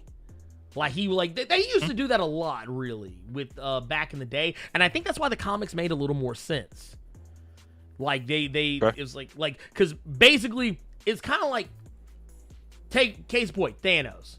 No one really did like you consult. Who did you talk to if you were going to do something with Thanos? You talked to Jim Starlin. It's just that simple. If you're going to do something with the X-Men, you talk to Chris Claremont. It's just that simple. Like, Chris, what you got going on? Kind of like what they did with the X-Men in King in Black #1. Donny Cates said he had to go talk to Jonathan Hickman and be like, hey, look, is it cool if I do this? And Hickman was like, yeah, cool, do what you got to do. Okay, cool, let's go. Okay. So yeah, I wouldn't be against it. I wouldn't be against it at all. Okay. Let's see. We got another one. Rough Rider 86 asked, I just want to know what y'all think. Are we going to get the moment where Gore whispers something in Thor's ear to make him unworthy? Or like Nick Fury? Like, it's basically like, some of y'all may remember that was Original Sin, right? I was like, yeah, that was Original Sin. Yes. Yeah. So it was Nick Fury that did it. Yeah, Nick Fury whispered something in Thor's ear that basically made him unworthy. Which, then later on, when they revealed what it was, I don't think it lived up to the hype. But, I think it would make a lot more sense in these. It will just not even to cut you up, but I think it'll be done well now in the films. Because of everything Thor has gone through, it would make a lot more sense in these movies, especially after everything that happened in Endgame. So I think it could happen. Yeah, no, I could see that. And Marvel's good about that. They're good about taking storylines from the comics that didn't quite land right, and make it a little better. Like, it's not to say that what Nick Fury said didn't hold weight, but it was just like the thing that he said, like the reveal of what it was, it took so long to like finally like drop that it was kind of like, oh, well, of course. The whole thing that, he's not, gods aren't worthy, or that he's not worthy because, Gore was right about the fact that gods aren't worthy of being worshipped, and so on and so forth. Yeah. But it took so long, because how long was that? How long was it before they finally revealed what it was that he said to him? It was some years, I feel like. Yeah. Because it was Original Sin. It was a big ass portion of Jane Foster as Thor. Yep, and then Mighty you had Thor. the unworthy. Yeah, it was Mighty Thor, and then you had the unworthy Thor miniseries when he had control of the Ultimate Thor's hammer for a minute. And I want to put this in perspective. Original Sin was from back in 2014. Okay, yeah, and the Unworthy Thor, it was issue number 5. That was March 2017. Okay, so yeah, it took them a few years to finally get to it. And when they finally did, it was kind of like, well, of course, duh. Yeah. Because Gore already made Thor question himself in the comic that he was in. Yeah. And granted, some of that was flashback. But yeah, you get what I'm saying. Anyway. But I would love to see that in the movies. I actually think they could pull that off way better in the movies. Like, I think Civil War, Absolutely. the idea of Civil War works better in the movies than in the comic. Just because secret identities aren't a thing in the movie, so they don't even have to worry about it. Which characters do you think will be replaced by Skrulls in the Secret Invasion show? Also, Loki is DB Cooper. The mystery is solved, y'all. I'm officially for that Loki show the moment I saw that shit. Yeah, no, same thing. When I saw that shit and he fell off that plane, I was like, DB Cooper, goddamn. It's tough to say who's going to be replaced by Skrulls because that was the entire fucking point of Secret Invasion. Is we didn't know who it was. Like, people were shocked that Hank Pym was Actually, I don't think people were shocked that Hank Pym was a Skrull. I think people were more shocked that he wasn't a Skrull when he beat the shit out of his wife. Yeah. There you go. I said it. Because the thing about Secret Invasion was there were a lot of people that were Skrulls that had been undercover for so long they forgot they were Skrulls. Mm-hmm. One of them was Hawkeye's wife? Well, yeah, Mockingbird. Wife. Yeah, it was Mockingbird. Well, and then the other one was he was a Captain Marvel. He was a Skrull Captain Marvel. Mm-hmm. He figured out he was a Skrull, but it got weird after that part. Anyway, but yeah, there were some that because they were sleeper agents. They had been indoctrinated and mind conditioned. And yeah. But I think what's going to ultimately happen, a lot of people think that it can't work because the Skrulls are good guys, but that actually makes them more dangerous. That they've been playing buddy. Like, okay, you know what was it? Recently in The Mandalorian, Bo-Katan said that there are two different factions of the Mandalorians. There's the Zealots, and then there's them. And she asked the Mandalorian which one was he. Was he a part of the Zealots, or was he with them? And that's kind of what I think we're going to find out about the Skrulls, is that, yeah, there are good Skrulls, but there are also Skrulls that are the Zealots, which is actually what they were. They were Zealots. And so there you have that. But anyway, damn, you know what I just thought about? What's that? That kind of makes me a little bit more excited for Fantastic Four, because if we do all this Skrull shit, we could very easily see a goddamn Super Skrull in Fantastic Four. Right? Dude, we could see dope. We could see, what was it, Clerk? Was that is that his name? I'll try. I just always find his name funny. I think it's Clerk. I think his actual name. Yeah, it's Clerk. or Keller or whatever his name is. I just always call him Clerk. But anyway, gets his Clerk, and you got him as Super Skrull. You had Pybok as the Power Skrull, who got his ass cheeks turned upside down and inside out by Frenzy in Sword Number 1. Just go ahead and put it out there. Put some respect on that motherfucker's name. But no, yeah, that's it. That's the show. Carter? Yes, it is. Do you have anything going on this weekend? No, leave me alone. I don't want to be bothered by none of you. He gonna be playing that Hunt Showdown. Is what he gonna be doing. Dude, I've been playing so much Hunt Showdown, dude. It's ridiculous. You know what we should do? We should stream that. I might play I'm down for that. We should stream that because dude, we be seeing some funny ass shit in that game. Oh yeah, you just want to show everybody your cheap ass shotgun skills. Oh no, that's that what you ain't wanna do. no. Don't even lie. This motherfucker went out here, took out a whole squad. This man took out a whole. I was dead. This motherfucker took out a whole 3-man squad by himself. Probably had motherfuckers calling him all kind of N-words. That first dude I know for a fact he called me some kind of jigaboo because I hit him from I think like 70, 80 yards with a headshot with a pistol. I know I was called all kind of spooks. I know I was. Oh yeah, no, you was all kind of jigaboos, moon crickets, and all sorts of bullshit. Look, he probably even called you a porch monkey. I can already tell you that right now, right off the cuff, right off the cuff. How is Cyberpunk on Xbox One S? I have no idea. I have it on two things. I have it on PC and I have it on PS4. On PS4, the graphics made me feel like I was playing Vice City. On PC, I haven't had any problems yet. So I'll let you all know when I'm done. I think a lot of you all were in Ernie's stream yesterday when he was playing it. How is Cyberpunk there, Ernie? I love it. I will say, I do want to put out some...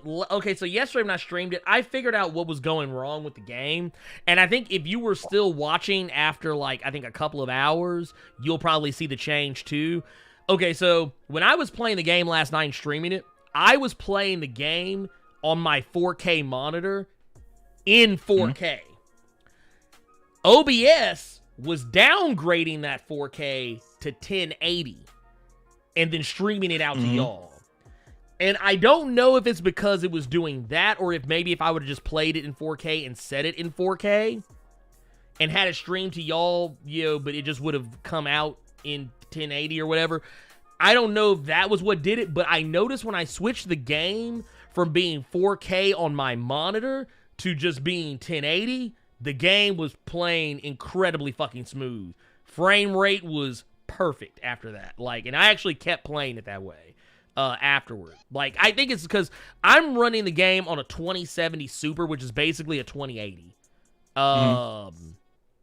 And while a powerful card, I'm also streaming the game on the same computer as I'm playing it.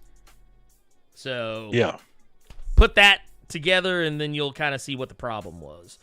But I do plan on playing more of it. I actually did play a bunch of it last night. Dude, there's so much wild shit going on in that game, dude. I'm like, Lord. I met some dude called Fingers, and my Lord, was he the weirdest motherfucker I've ever laid eyes on. I beat the shit out of him, and I feel bad because I felt like it was a hate crime. Oh, God. I just made it back to where I was on PS4, on PC. I'm trying to figure out how I can get the patches since, Ernie, you and I know how I got Cyberpunk on PC. I'm trying to figure out how I'm going to get these patches, but I haven't encountered any bugs. I haven't encountered nearly the amount of bugs I have encountered on PS4. It looks fantastic. Did get one. I got one last night. When you go see Wakako about the mission that you do when you find Sandra Dorset, when she gave me my reward and I kept talking to her afterward, the phone she was holding in her hand that she set down started floating around like she had telekinesis. Like it was acting like it was still in her hand, but beyond that, I haven't seen any other glitches.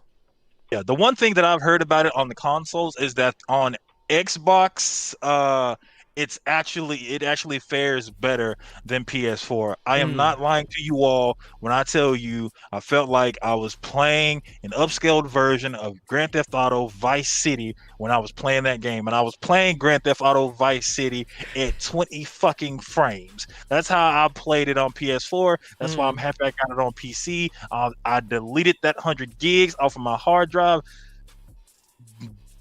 No. Because the patches, honestly, I think the patches on PC, because they added another patch. The patch they did yesterday was to fix something that was giving people like epileptic seizures. Like it was the blinking lights and shit. But beyond that, dude, the story in the game, actually, I'm really enjoying it because they did something, and I don't even want to say what it is because it would spoil the game. But basically, they did something with one of the characters that I was not expecting them to do. And a certain character plays a bigger role in the game than you initially thought.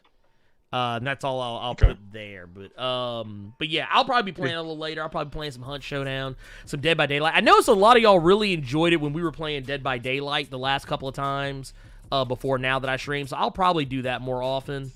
Because that was really fun. I actually really enjoyed doing that. Because I think some of y'all were just tripping off how fucking crazy we were looping and running them killers. But yeah, we're gonna start doing that a little bit more often. I'm gonna try to, at least.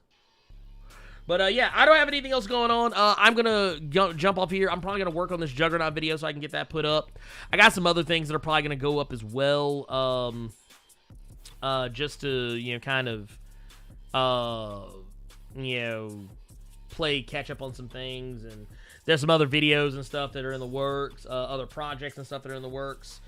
A lot of stuff, but I have some stuff to chew on. I know some things that people are kind of wanting to see. I know y'all have been wanting me to get them back on that bitter root and that dye and some other things. But, yeah, we're going to get it done. We'll get it done. But anyways, we're out of here. We had a good time with you. Thank y'all so much for hanging with us, being awesome, being great. Y'all make sure if y'all get out here in these streets, make sure you do like Carter, man. Put your goddamn mask on. Make sure you wash them goddamn hands. And Carter, you think we need to tell them to wash their ass too? You can do it. I don't want to look at their asses. No, Adabisi might be around. You know? I don't want to talk about their asses. Adabisi might come around and get them. Oh shit, no, we don't want that. Make sure y'all being happy, healthy, staying safe, keeping it plus ultra above all else. We'll see y'all next time. Peace.